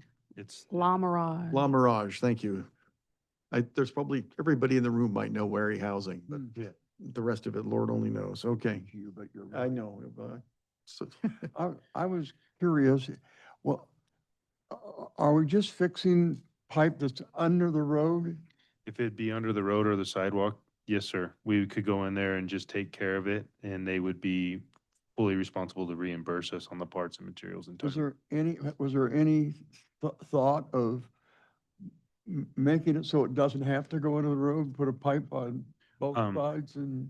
Yes, there is a thought in that, but like Renee stated, a lot of that pipe was put in the 40s and 50s, so it's on one side of the road. So Yeah. in order to do that, we're gonna have to update that whole system. And that is gonna come in a few years, hopefully, maybe 5 years, we'll see, where there'll be a new PVC line put down one side or the other side of the road and it'll be our service laterals at that point in time, and it'll be just responsible for the customer side of the meter. So we will be responsible for in the road like we are now. It won't be the customer. But La Mirage themselves, though, the people that own parts of it did come in and talk to us and about possibly funding, making some changes and moving some of the meters over. So that in the future, that they don't have these problems. So, yeah, because it will take a while for us to find funding for that project. We're really hoping that we can get some state funding for it, but it'll be quite pricey. I would estimate at least $10 million to do all that. All right. Yep. Okay. We have a question from a caller. Go ahead, caller. I'm just curious, this is Renee West-Dolusk, how much help does the homeowner that's got to pay for this pipe to be repaired in the road? Like, how does it work? Are they put on a payment plan or something with the water district so they Yes. don't have to pay everything up front? And do they have to pay interest? No, they'll be put on a payment plan, and they'll be paying for the time, labor, and materials it costs to make the repair for that pipeline. Okay. Thank you. Thank you, Renee. I just wanted to inform the board that we have been in contact with the Rand Community Service District, especially since the big rain. Hang on one second. Is this a comment about the previous item? Yeah. All right, Oh, go sorry. ahead. So I'm just curious for a typical case, say one residence out there in La Mirage, whatever, I mean, is it gonna cost these guys more to fix the pipes and to just keep paying more for the water? Or are they leaking a bunch of water and it's all adding up to a lot of money, or? So, for instance, Mike, there was a individual homeowner over there that had a leak for months. It never surfaced. It sat in the road. He did his due diligence. He checked everything out through his house. He hired other contractors. That leak never surfaced. We finally went out there, and we found it just from a small wet spot with a trained eye that's used to doing this. And, he even looked through his meter. He knew it was going through his side. It just never surfaced. So I don't know. I know his bills were not cheap. They were several $100s, and he sat there and paid every time, and he was never late, and he never missed anything. So it's people like that are good citizens, that are honest citizens, that we want to try to help out. Because if he was to hire a contractor that we not supposed to compete with, so we have to keep that in mind as well, that would have cost him thousands upon thousands of dollars. Working with the district, if it's small and we can find it really quick, we could be several $100s with our time, labor, and material. Average fix for like that could be $300 to $500 for us to get in there and fix super quick. It's time and distance, that saves people like that money. And leaks seldom get smaller, and with the Yeah. the cost of water and the GA fee, it can become quite This Extreme, leak was blowing straight down, and it was going into a cavity. And just for reference, the material that the New Richmond School was built on. So it's kind of the same dirt right there. It just sat in there. Yeah, sounds like it's worth it to the average guy there to get it done. Thank you. Thank you, sir. All right. Oh, sorry, let me continue. So we had Roll. been discussing, talking with Rand Community Service District since the large rainstorm that did significant damage there. And I see some of our friends from the CSD are here, and we have a mutual aid agreement with them, and we are thinking about talking with them and just letting the board know that we may at some point in time in the future come to the board with a similar mutual aid agreement with the Rand Community Services District. Okay. Any comments? Okay, okay.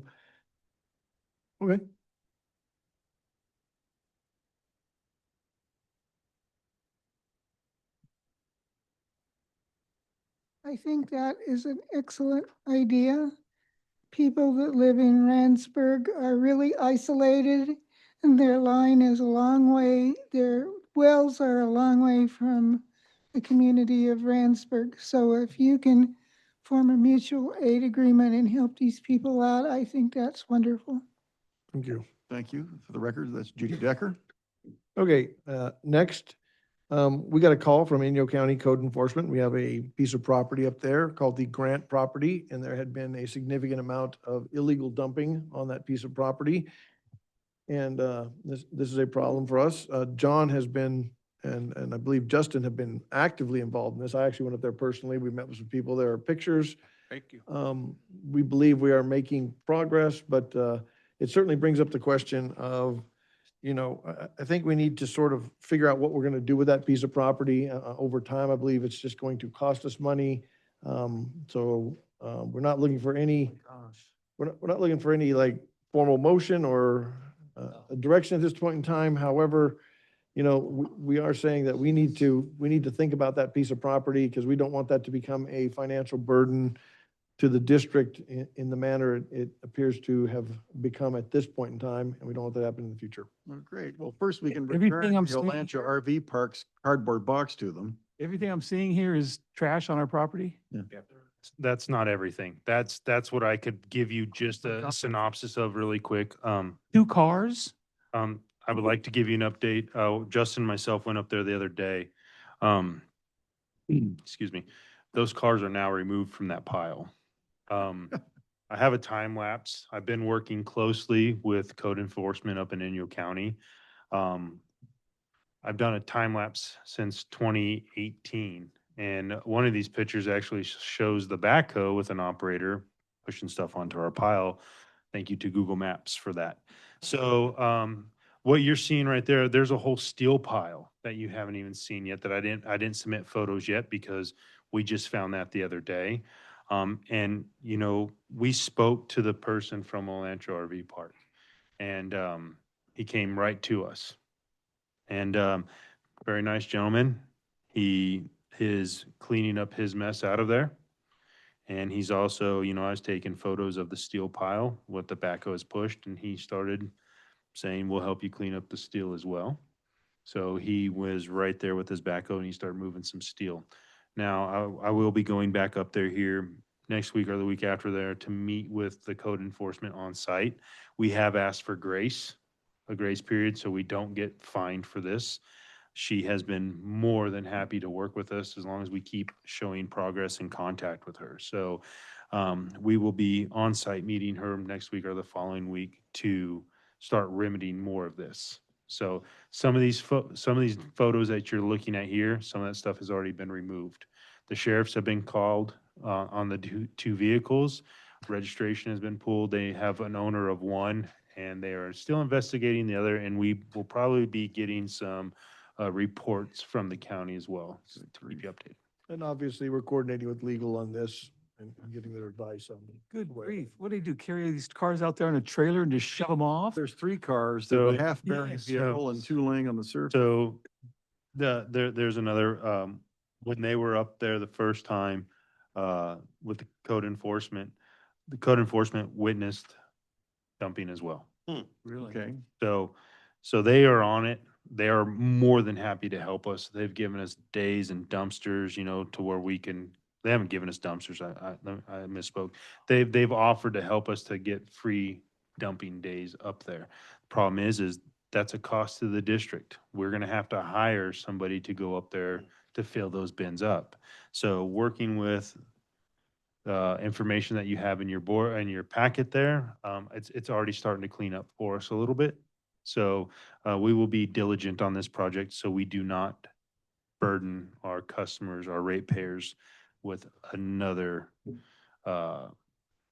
fee that is not their responsibility to pay. Why do we own this property? So That is a decision the board made years ago up there in Olancha, sir. Is So that- do you want to? Grant Airport? the airport property.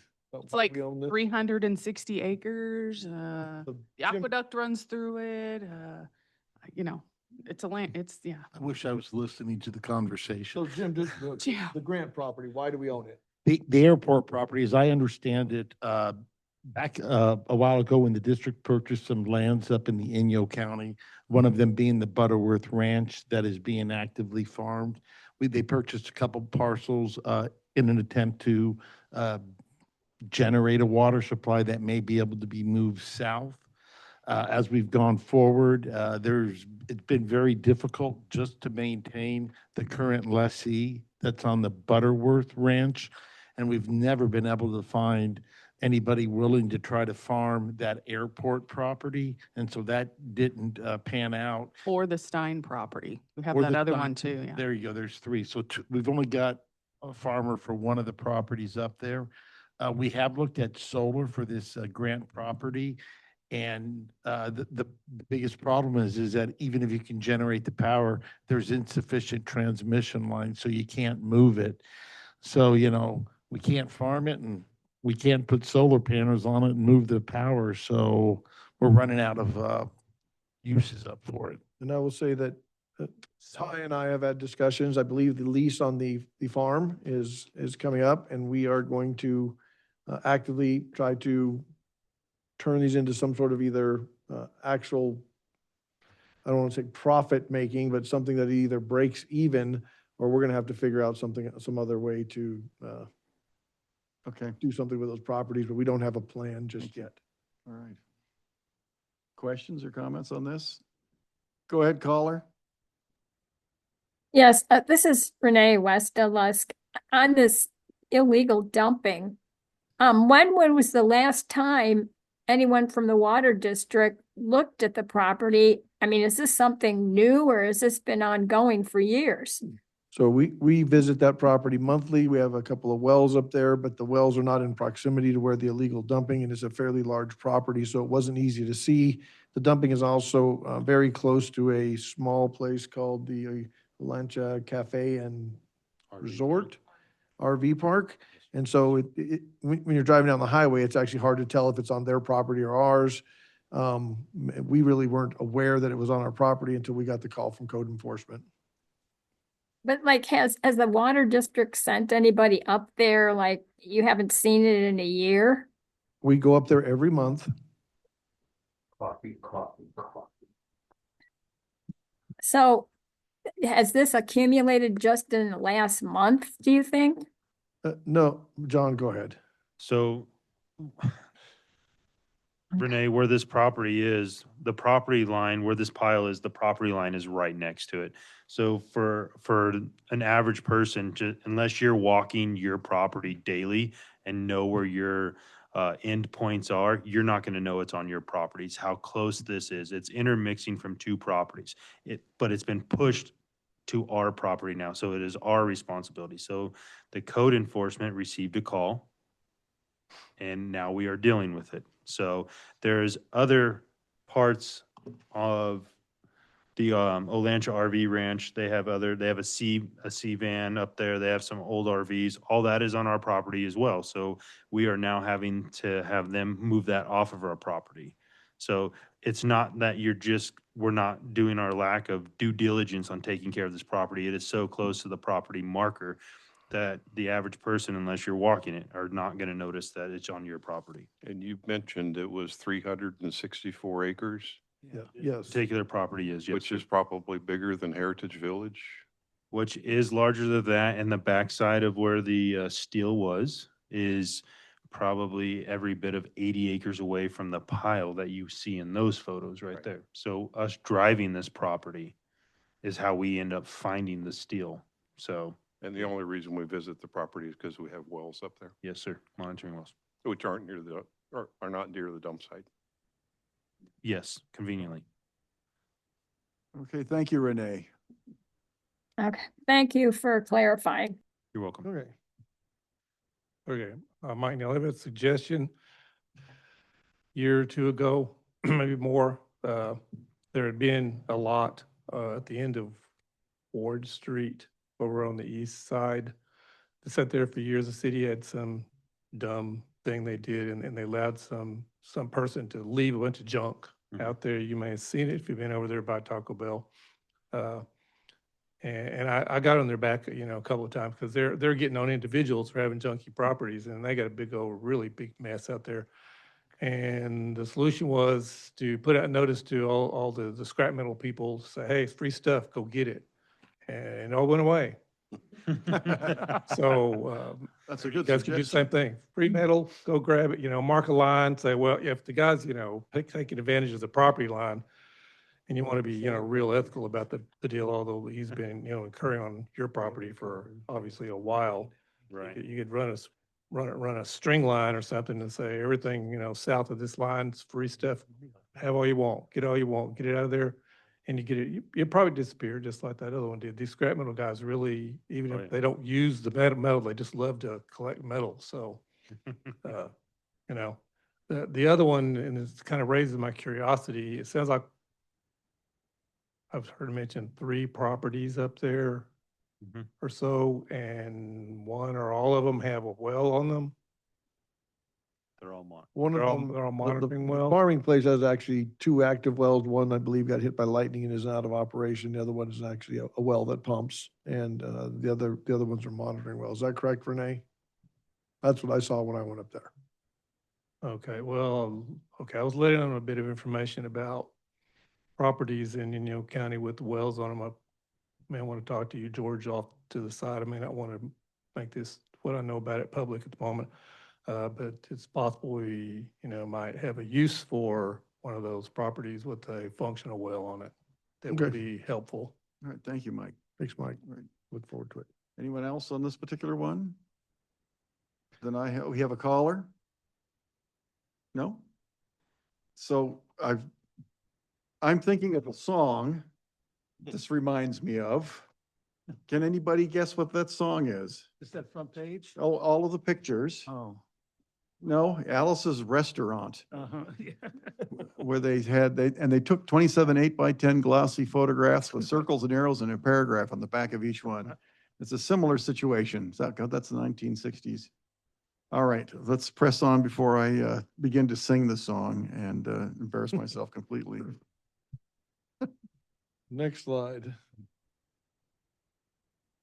Okay, I believe, Yeah, I'll Dr. talk Boyd? to this briefly.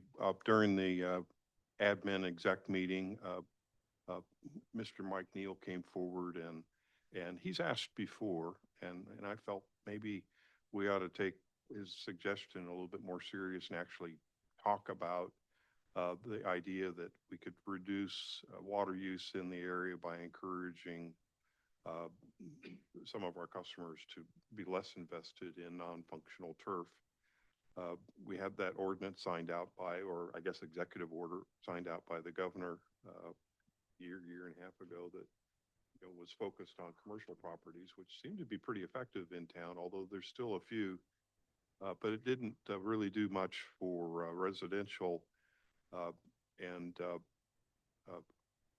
I reminded Mike that we did have a cash for grass program a few years back that wasn't as successful as we had hoped. And I don't know if times have changed now that people seem to be taking xeriscaping more seriously or not. But that was one option that we kind of tossed out there that maybe it's time to revisit that. But anyway, I basically pledged that we would bring it in front of the board and maybe have just a little discussion in front of John Q. Public and Jane Q. Public to see, what we're thinking on this topic. Okay. I'll start. Ty is always looking for grants. The governor can sign all the direction he wants, but if there's no money attached to it, it does no good. So just keep in mind that one thing that Ty and possibly engineering, whoever in the organization continue to look for grants, will continue to look for one. And if one occurs, then I would encourage that we get it and we pass it along again, because people with large lawns paying replenishment fee may be more anxious to do it. But until that time, until we find the money, all we can do is look for it. And if we can't find it, we can't find it. But I'm sure that Ty knows about it and he's looking for it, and hopefully he'll find something. And that's not something that would be logical that we would try to self-finance. We wouldn't be allowed to. Yeah, we wouldn't be allowed to give the government funds to somebody to do something for their lawn. You can't do it. So it's going to have to come from a grant.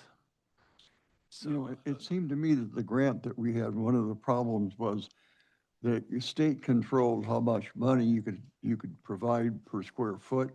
I think that, And yeah. it covered like 1/4 of the total cost of Xeriscape. Guess there was a limit on the time. There If we had more time, maybe we could have done more with it.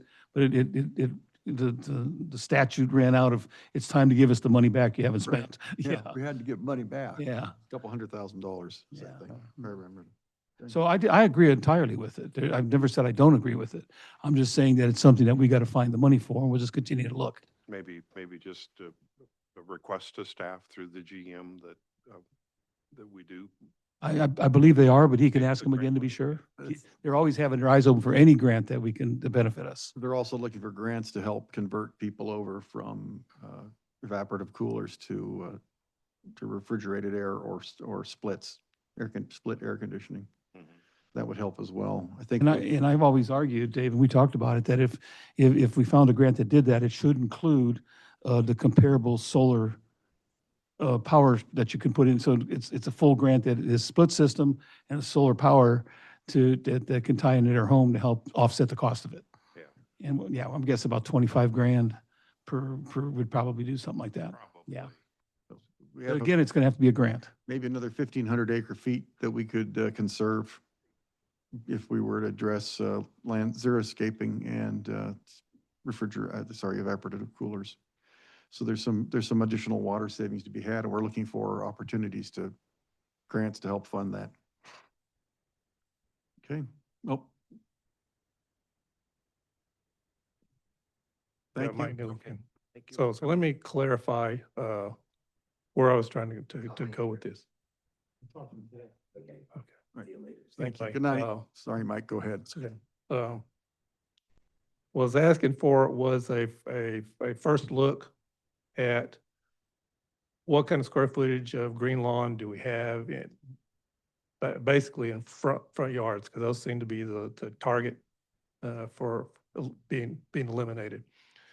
And we've got the flyover maps, and we got software that ties in with that to understand, should make it not a high effort thing to go through and just say, look, we've got this many square feet of green lawn, front lawn grass in town. And then you can look at that and you go, is everybody xeriscape so much that now that's only 20% of the lawns in town? I mean, in some areas it is. There are only 20% of them that are green. In other areas, there's a lot more green. So you need to know what you got. This always seems to jump to, well, cash for grass grants, blah, blah, blah. Well, that's the second or third step. First, we need to take the engineering approach and say, do we even pursue this past this first bit of information? And if it looks like, in some decision would have to be made, if there's some elimination of 20% or 30%, is it worth going forward? That would tie directly into how many acre feet of water that we would save if we got rid of those lawns. And then you could say, it's worth going after, it's worth not. And I know how it goes with grants and and it would have to be proactive. If it turned out to be something that looked like it was worth pursuing, we would have to go to the state and say, well, look, we know you're going to throttle us way back on water use in years to come. It's going to be hard to meet those goals, but here's one way that we can get closer to those parameters, probably never meet them. But we got to have funding, and you guys are the ones forcing it on us. So, let's get busy and lobby whatever state senators and so forth, instead of waiting till what's usually happens, it's the last minute. Oh, now we've got a dire situation, and go into an emergency mode, and then say, standard approach. Here we're going to offer cash for grants, and it's not going to pay for all your grass removal, but we want you to do it anyway. And then big failure like they had in the past, give you more ammunition to go after some kind of funding to get the lawns eliminated. If first step is done and you decide that it's even worth pursuing, but you got to know that to start with. You got to do the look to start with. Okay. So all you really want is a number. How much water can we save? Because we know for swamp coolers, it's somewhere around 900 to 1,100 acre feet a year. We've gone through that. So you just want a number for if grass went away, what it would save. Yeah, and then we would know do we even bother with trying to eliminate front lawn? Well, I grass think, or not, you I know? believe we should look for it anyway. I think if the state offers some for cash for grass again, like they did before, that regardless of whether the number's 1 acre feet a year or 50 acre or 200 or 500, that it's something that we ought to apply for. And that's what we're going to continue to do, including lobbying for type of things that can help us like that. So we're already doing that part. So what you're looking for is you want a number. Yeah, and it may Okay. turn out that it looks like. I there's don't know enough- how we can come up with one, but there's maybe enough George has a imperative way. there that, you know, you want to proactively pursue something instead of just waiting and say, oh, grant showed up. you know? Well, we are. I mean, So- the point is, when we have someone who works with us up in Sacramento and we have them looking for these kind of things, then Oh, we okay. are. Guess I was unaware of that. Our influence in Sacramento, even if we were to come with solid numbers of how much grass could be removed and how much water could be saved, this kind of an ask at Sacramento would have to be much larger than just the scope of our water district. It's not to say we shouldn't pursue it, but it's a long road to get them to Oh, remove money from their pockets and give it to us, I know especially that. since their pocket has a hole in it. yeah, I know. I know that very well. Okay. So I'm agreeing with you, Mike. I'm just saying that it's something we're working on. And that along with swamp coolers are high on our list. Yeah, we're in violent agreement. Yeah. Okay. Committee meeting updates. Well, obviously you and I weren't here for any. No. Is there anything that the committees did that hasn't already been covered by an item in No. the agenda? So we should go to the next slide, Doug. All right, very good. All right, next slide. Public outreach. We'll get there eventually. We'll get there. I know we had a farmer's Good night, market. Judy. Good Don't night. forget it's holiday season. Bring some cookies. Uh-oh. After you. Okay, nothing coming up. The farmer's market thing got switched to another entity, and I believe we haven't been able to get in contact with them and get reserved, but we did do 2 farmers market events since the last one. Our social media remains about the same as always. The GA has a new Facebook page. As far as was reported at the meeting, they have no content on their Facebook page as of yet. And I did want to talk about this article on CSD consolidation. I think there's a few people, perhaps board members, that might have some comments. And Jim, you may have some comments, because I'm not sure that that was the most accurate news article we've ever seen. I'll just.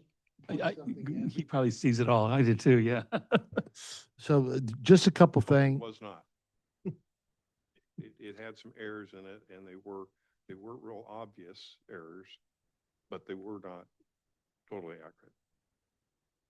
Here's a pretty obvious error, and it says, cost to replace and maintain Inyo Kern's well and distribution systems would be paid for by the entire IWV-WD customer base, not exclusively by Inyo Kern residents.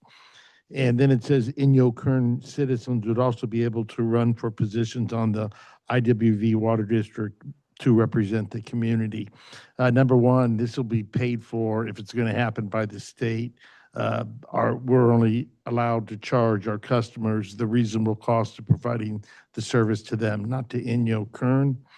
And with respect to Inyo Kern citizens being able to participate, recognize that if this does go forward, that we might not be a county water district anymore, but I do believe it's an accurate statement that there'll be Inyo Kern participation in whatever we end up looking like if this goes through.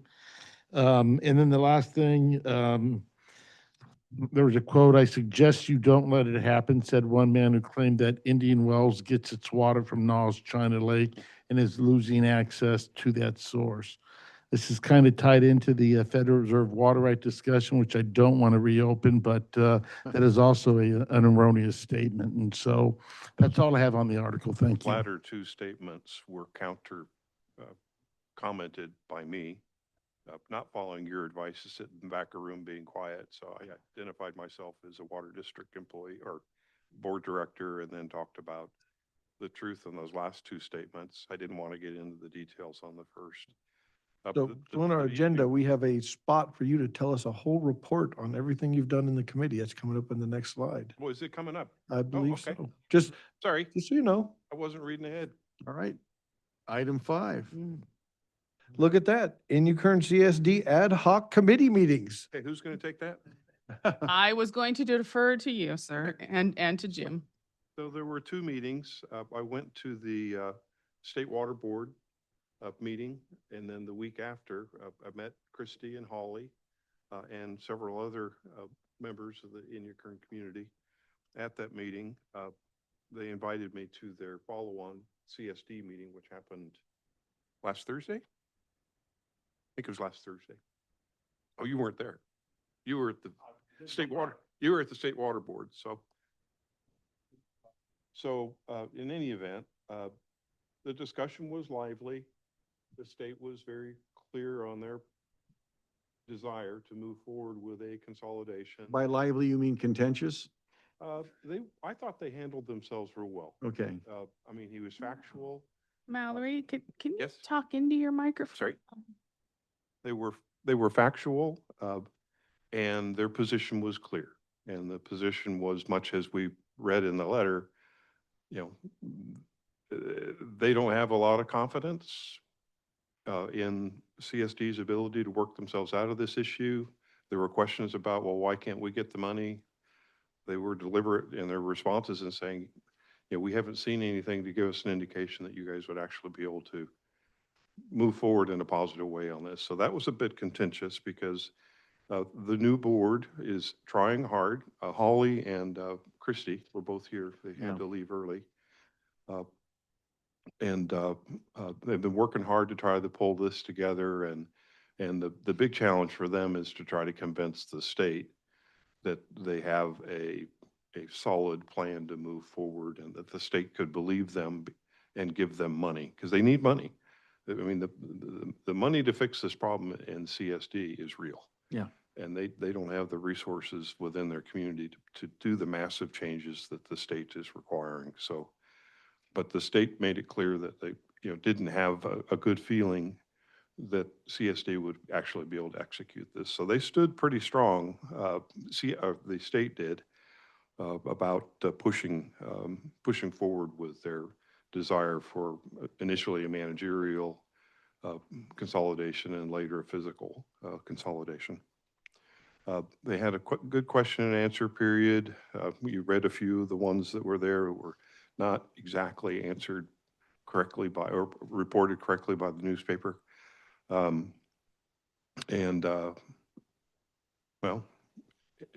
I thought it went as smooth as they could. Okay. It could have gone. I went to the following, CSD had a meeting, a smaller group of people the following week at Christie's invitation, and got to observe their board and smaller than ours, of course, and less resources, but as energetically interested in solving things, I think, as many of us are. They're hopeful that if they can fix well 4 and get it running and show that it's actual reliable water source, that they'll be able to convince the state that they're on a track to be able to reestablish the CSD and operations of the that they currently have today. They recognize that an intertie will probably be required by the state, and they don't have an alternative to an intertie at the moment. So some cooperation with the water district was kind of talked about, but no real details. I told them we had spent very little time looking at physical solutions. Our principal focus up front has been to think through the managerial challenges that we have. We weren't ready to, for example, to show, potential physical solutions at this point. So we didn't talk about that at all. Okay. But anyway, cordial. I've been re-invited. I think Jim is trying to set up the first official WD board, CSD board meeting, or no, is it just gonna be the ad hoc group with CSD? So Chuck and I will be invited to a CSD ad hoc committee meeting next week. Tuesday was tossed around, but I don't know if that's settled or not, but Tuesday was mentioned. Tuesday evening. Yeah, you want me to follow up or you want to Yep, finish? I think that's all I have. Yeah, so everything, Mal, I don't disagree with anything that he said. I have been in contact with the Inyo Kern Scott Navi attorney, and I'm going to talk to him tomorrow to move things along. We are trying to set up the initial meeting with the ad hoc. I think we're looking at 6 o'clock on Tuesday. Is that good with you, Mal? I need to talk to Chuck as well. We'll need to come up with an agenda, but we're starting to work through the process, and I think a lot of it will talk about the managerial consolidation, which is the first step that the state board has indicated they wanted to see. That said, I think the board will be open to looking at other options that Inyo Kern might have, but again, I think everything that we do needs to be acceptable to the state board, and we don't waste too much time on options that won't become available. There's not a lot of people that have done this type of a consolidation, so it's a first of its time. We're working our way through it, and so it's hard to make, definitive statements about anything right now because we're in such a early stage, just trying to work through it and set up that first meeting, as Mal's indicated. So that's all I have. Thank you. Any questions? Mel, was it clear between the Inyo Kern citizens as well as the board there that we're pulled into this by the Department of Water Resources? So I think I mentioned. I'm sorry, not, yeah. I think. Yeah, right. I think I mentioned that, Jim had suggested maybe I wanted to take a low profile when I went to the meeting. When I got into the meeting, low profile was not possible. All the seats were taken except for one.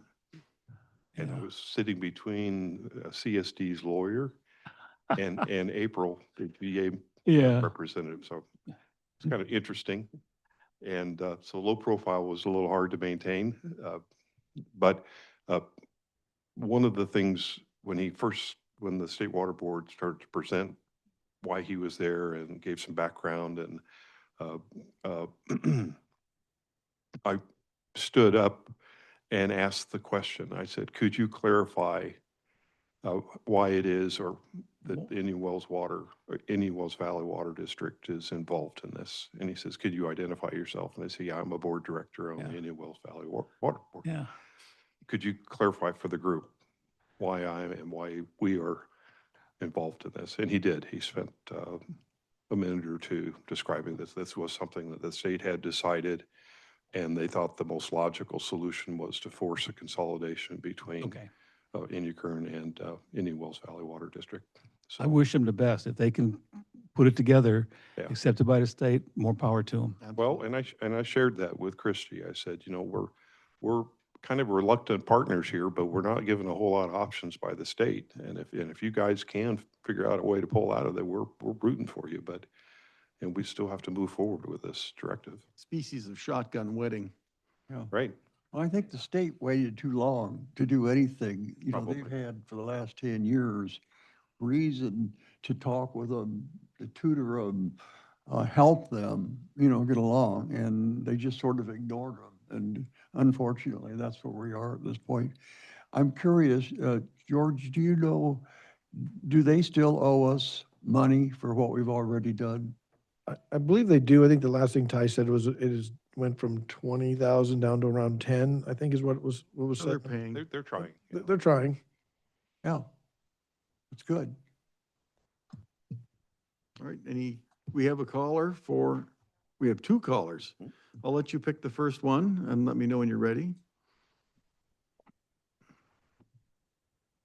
This is Robert Thompson. Can you hear me okay? Yes, sir. Thank you. I'm in Fresno. I left the Valley in 1968 to move up here and do a career. But in Inyo Kern, I'm a property owner with my brother who lives at Inyo Kern. And there was a question during the meeting that I asked, and it had to do with right now the voluntary stage with the state, voluntary consolidation versus mandatory. During the voluntary stage, grant funds are kind of chancy, but if the state were to force consolidation of the of the Inyo Kern district into your district, all things would be paid for with grants. So my question was, if this went voluntary, such as your Wary housing, if you have a project in a certain district, do you adjust people's monthly rates or so forth with zones of benefit, where if, for example, Inyo Kern was isolated, but for a project down the road or Wary housing down the road, is there incremental changes to zones of benefit, or is it spread out throughout all 11,000 of your constituents? That was my question. They told me that it's spread out throughout all of your district if a locality needed upgrade in their distribution lines. Anyway, if you could comment on that, I appreciate it. Thank you. Okay, go ahead, Jim. Yeah, I'm trying to figure out how to answer that. One, again, I have to say that it's premature. Any cost, any rates charged by the district would be based upon what the facilities look like. Are we going to create a new ADC zone? We don't know that. So it's very difficult to indicate where it would be. But at least for the initial work needed for the consolidation, that would be part of the grant funds. And then we would theoretically absorb the Inyo Kern customers, and they would become like water district customers in the way they were charged. But like some of our other groups, depending on where they are, there might be slight differences in the rates, but it's really early because we haven't had any physical plans or anything like that. That's the best answer I can give right now. Yeah, just the concept was whether there's zones of benefit in amongst all 11,000 of you. Are there different projects that happen in one zone that they're allocated, they're charged for that in that particular zone differently than others? I don't know how you operate. No, I don't. I think what he's talking about is once you get it going, if there's a capital improvement project, there's always exceptions, but generally they are spread out amongst all of the district customers. But we're talking about projects down the road after the consolidation is complete. I hope that answers your question maybe a little better. Exactly. That's what I was looking for. Thank you. You're welcome. Okay, let's get our second caller. Yes, this is Renee West Dudlusk. I just want to ask about your meeting that you're going to have, where you said you're just trying to get a meeting together. Is that like a feasibility type meeting to see if you can even do the managerial consolidation? So we're very early in the process, Renee. I only put hand-to-hand contact in a handshake with their general manager and their board director a week and a half ago. So the fact that we're moving forward, we've had 3 months to work this, and we really haven't made much progress other than having one Zoom meeting. So we're trying to get the two parties together. We're trying to we'll have ad hoc, so there's 2 of us from the water district, and there'll be presumably maybe more than 2 from CSD, and it's open to the public, as I understand. So it's talk. We're trying to negotiate. We're trying to understand what we all have to do and what the timelines are. So it's going to be a little hard to put together an agenda because there's lots to do, but we'll put something together that kind of directs where we're going. And I think we'll have to post that before the meeting. It will be posted just like we do for a board meeting. I'm not sure we're going to get 72 hours. We're not subject to the Brown Act, but we are doing it, open meetings. As soon as we have a firm date, if it does turn out to be Tuesday at 6 p.m., Mal, then we'll go ahead and contact Providence and also start sending out the social media blasts or whatever they're called to try to let everybody know. Are we going to do it here? Do you know? I think the first one we're going to try to do in Inyo, Okay. and then we would have at least one here in the in Ridgecrest. So, and Inyo does have, it's a little less elaborate than our audiovisual connections, but they do have the ability to support call-ins. So we'll probably include that information on what we send out in announcing the move, in announcing the meeting. We will now. I have one other question regarding the article in the newspaper on October 10th, the Friday, October 10th edition. They mentioned about part of the consolidation process are research and studies into the technical and financial feasibility of the merger. So I assume there's going to be grant money given by the state to cover those studies. I'm not sure that studies was the right word to use there, like a formal study, but, you know, the water district is going to have to consider managerial impacts. You know, if we were required to do this, how would our current staff handle the additional burden? And in the process of coming up with a physical solution, that would require some engineering, and I don't know if there'd be funds available for us to do that initial engineering work if we get to a point where we come up with a physical solution.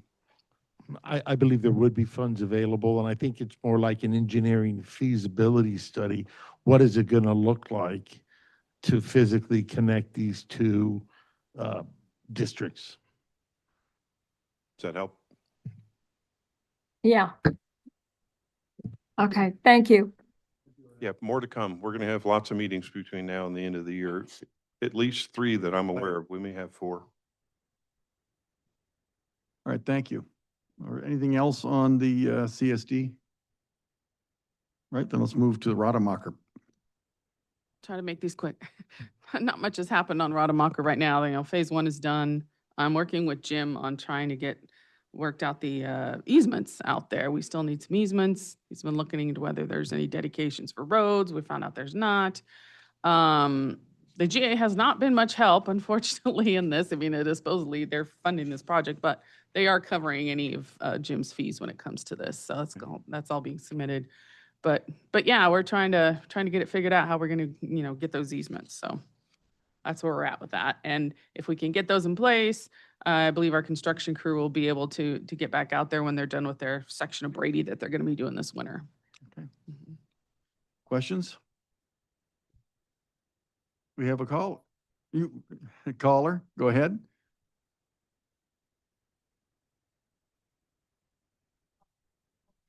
Okay. The Dune 3 Mutual Water Company. June 3, I kind of gave an update early, kind of where we're at. We're getting ready to go out to bid. All right, so we got all the paperwork signed. Well, we're Back- waiting on the state to approve still. Yeah. Everything you do, they have to prove it. Very good. And these are, correct me if I'm wrong, these are all requested consolidations? Yes. Yeah.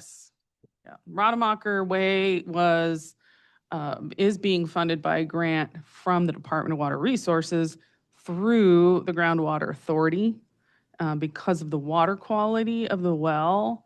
That I think there's 5 connections. There were 5 connections to that well. Very bad water quality out there. It is definitely not potable. So as a part of that, anyone else who is out there on a well is going to be able to get a paid connection. It'll be paid for by the grant to that new pipeline. Hometown. This will be the last time I have Hometown on the agenda. It is officially being ended by the State Water Resources Control Board, and we are submitting all of our costs to the state for reimbursement.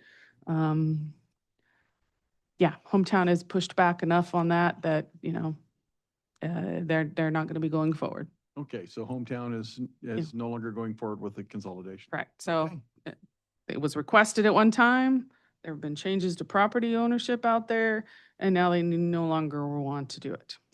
Okay. It's a little unfortunate. But Does the states owe us some money for the work that we've already done? Yes. On the hometown? yes.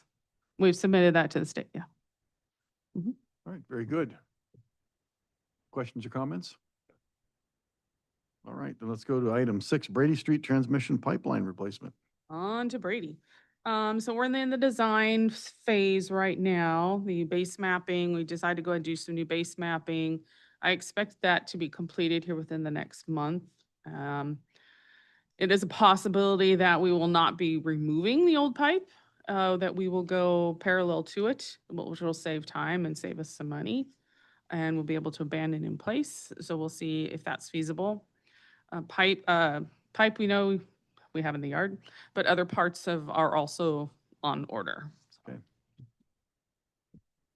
Thank you. Questions? All right, recycled water.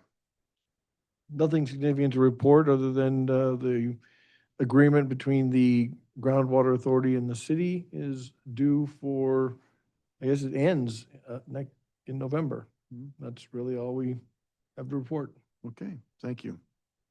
Financial status. We will table this because Ty is not here. I will just say that things are going well. I have it prepped for him. Oh, do you? All prepped. Oh, well, Give that for. I didn't realize that John was ready to. Jump I with would two say hats the on. main event. All right.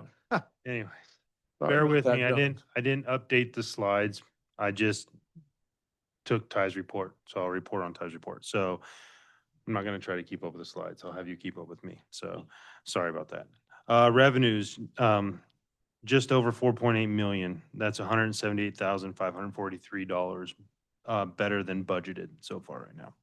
Expenditures were just under 4.2 million, which is $950,613 below budget. And the reason for that is we've been holding back. Doesn't seem like it when we're coming and asking you for equipment and steel buildings. I understand that, but we've been holding back other purchases. So, other things that you guys have already approved in the budget, we're still holding back right now. Make sure we're good to go on that. Net revenues are $678,560, which is 1.1 million better than budgeted. The capital expenditures are $298,832, which $45,000 of that comes from either grant or bond funds. Excuse me.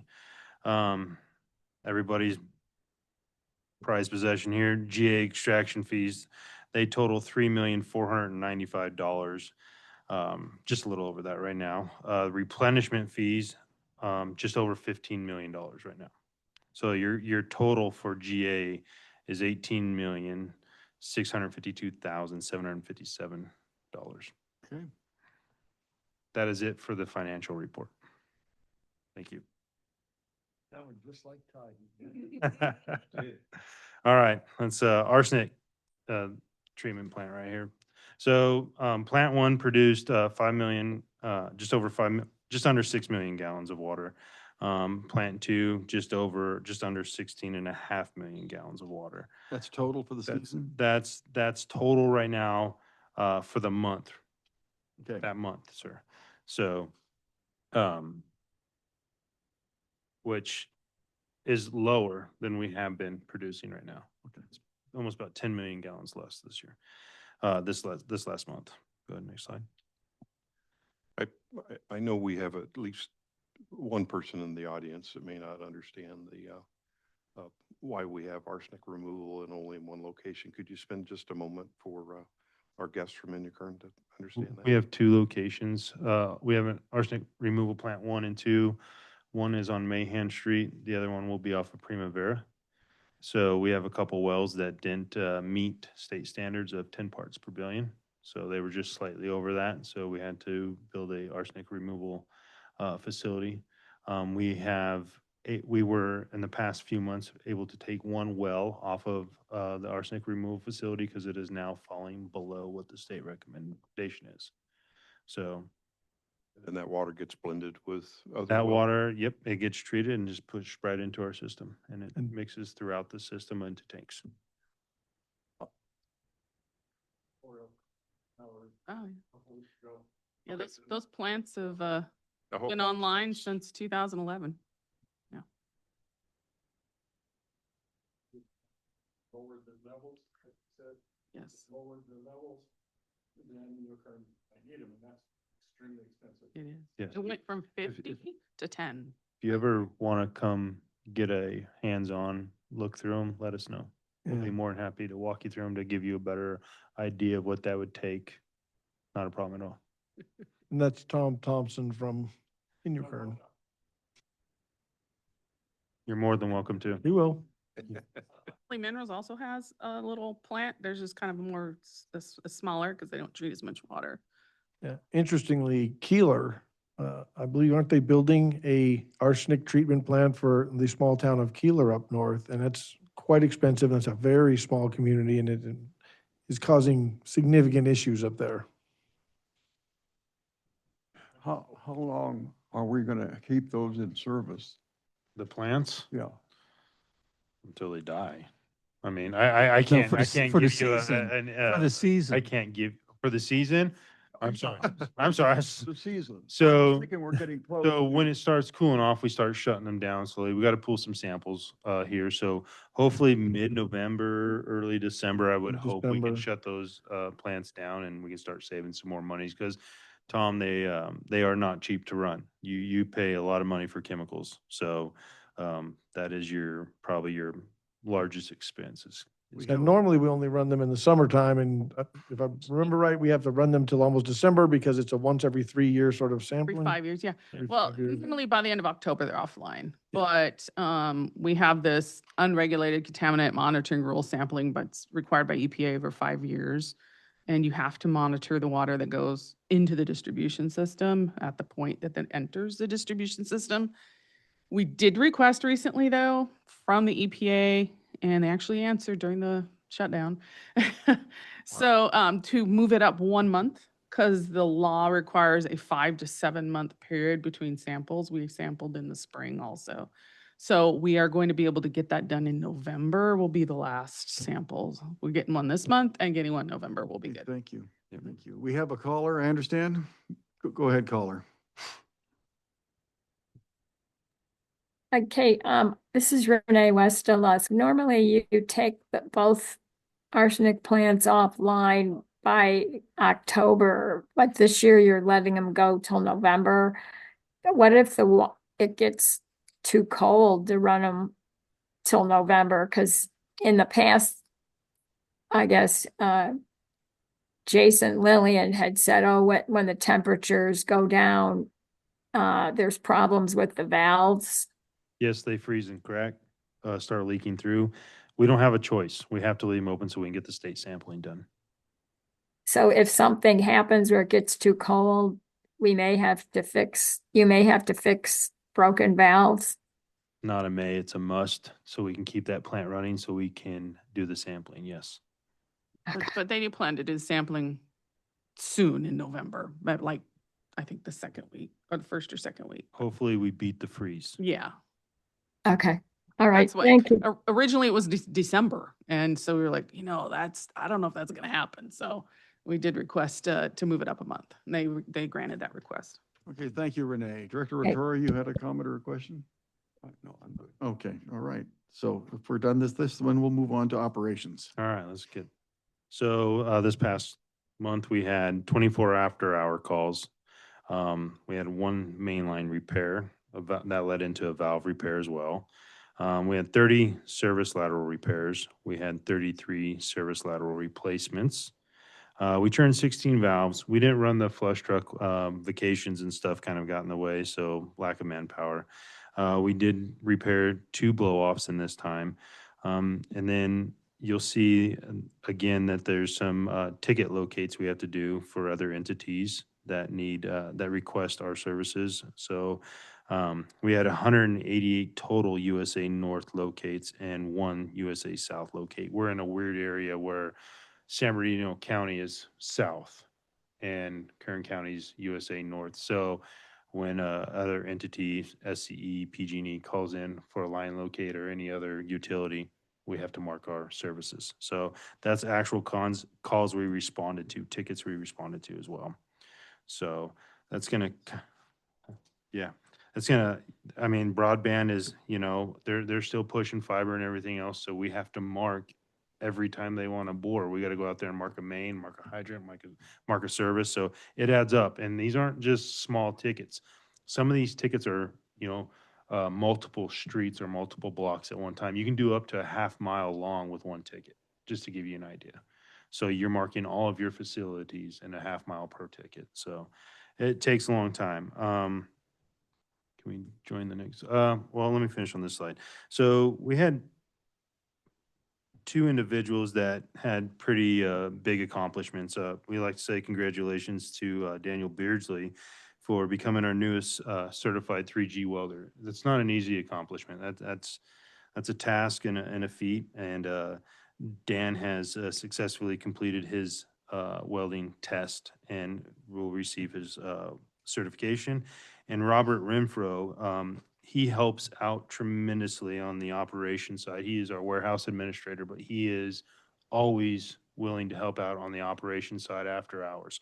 He received his Class B license. So kudos to him and Dan.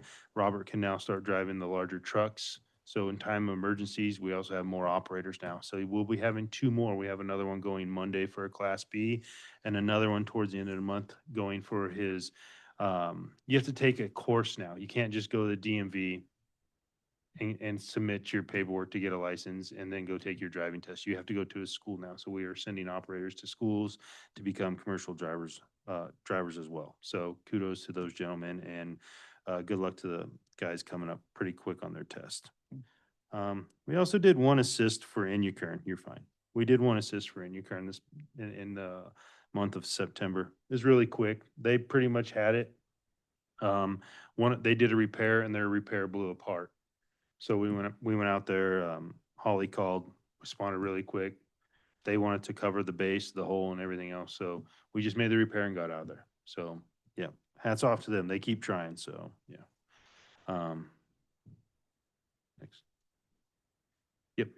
I just have one thing before we go. We will be finishing up as soon as the city's done paving the valve raising over there on Felspar from pretty much La Paloma to China Lake Boulevard. So we'll have about 40 valves to replace. I'm sorry to bore you, Jim. I'm speeding as quick as I can. So I want you guys to see, that's going to come up where we're going to be out there tearing up new roads. And if you guys are brought up to your attention, why is the water district out there jackhammering? We're going to be out there jackhammering so we can concrete around our valve cans, just like we did on every new road that we've been working with the city on. But this will be more in the public's eye. So just want to make you guys aware so you can answer the question. We're raising valvelets. Okay. Don't make any new leaks while you're jackhammering. Okay, all right. All right, very good. Any comments or questions? Then let's go to item 10, board comments and future agenda items. Director Boyd. Always continue to be amazed how all the things our staff does. Our board doesn't do anything, but the staff is certainly impressive and gosh, you guys are really busy. Thank you for all that. I was kind of expecting, but didn't hear. We got some new faces in the room that we didn't get introduced to at the beginning. That at least I didn't recognize by name. I'm sitting right next to one. Isabel is one of our fantastic customer service representatives, and she's standing in for Lauren today, and we are so happy to have her here. And Anna is sitting in the back running the computer. One of our amazing customer service representatives.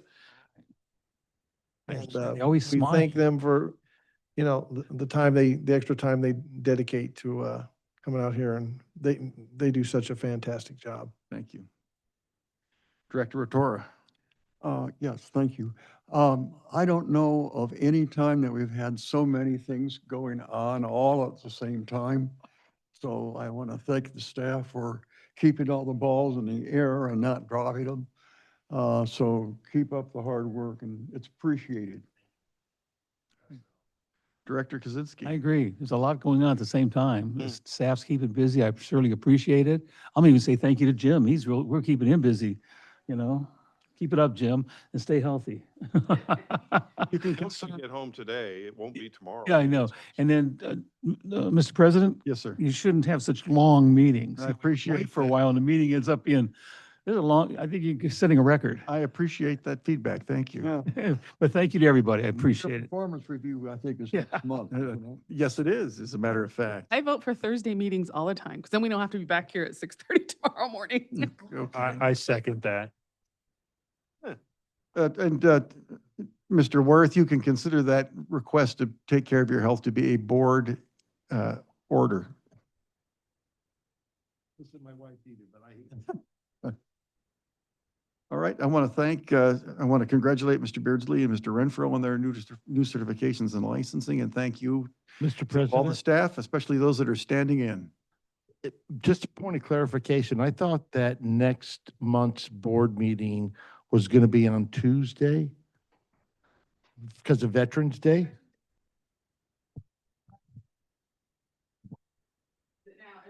Veterans Day is on a Tuesday. Yeah, so we're okay. Yep. It's on Tuesday, 11. I like your idea of Thursday, Jim. I quit. All right, very good. So the date of the next regular board meeting is Monday, November 10th, 2025. And with that, I'm going to call the meeting closed at 8:45 PM. Thank you for your time.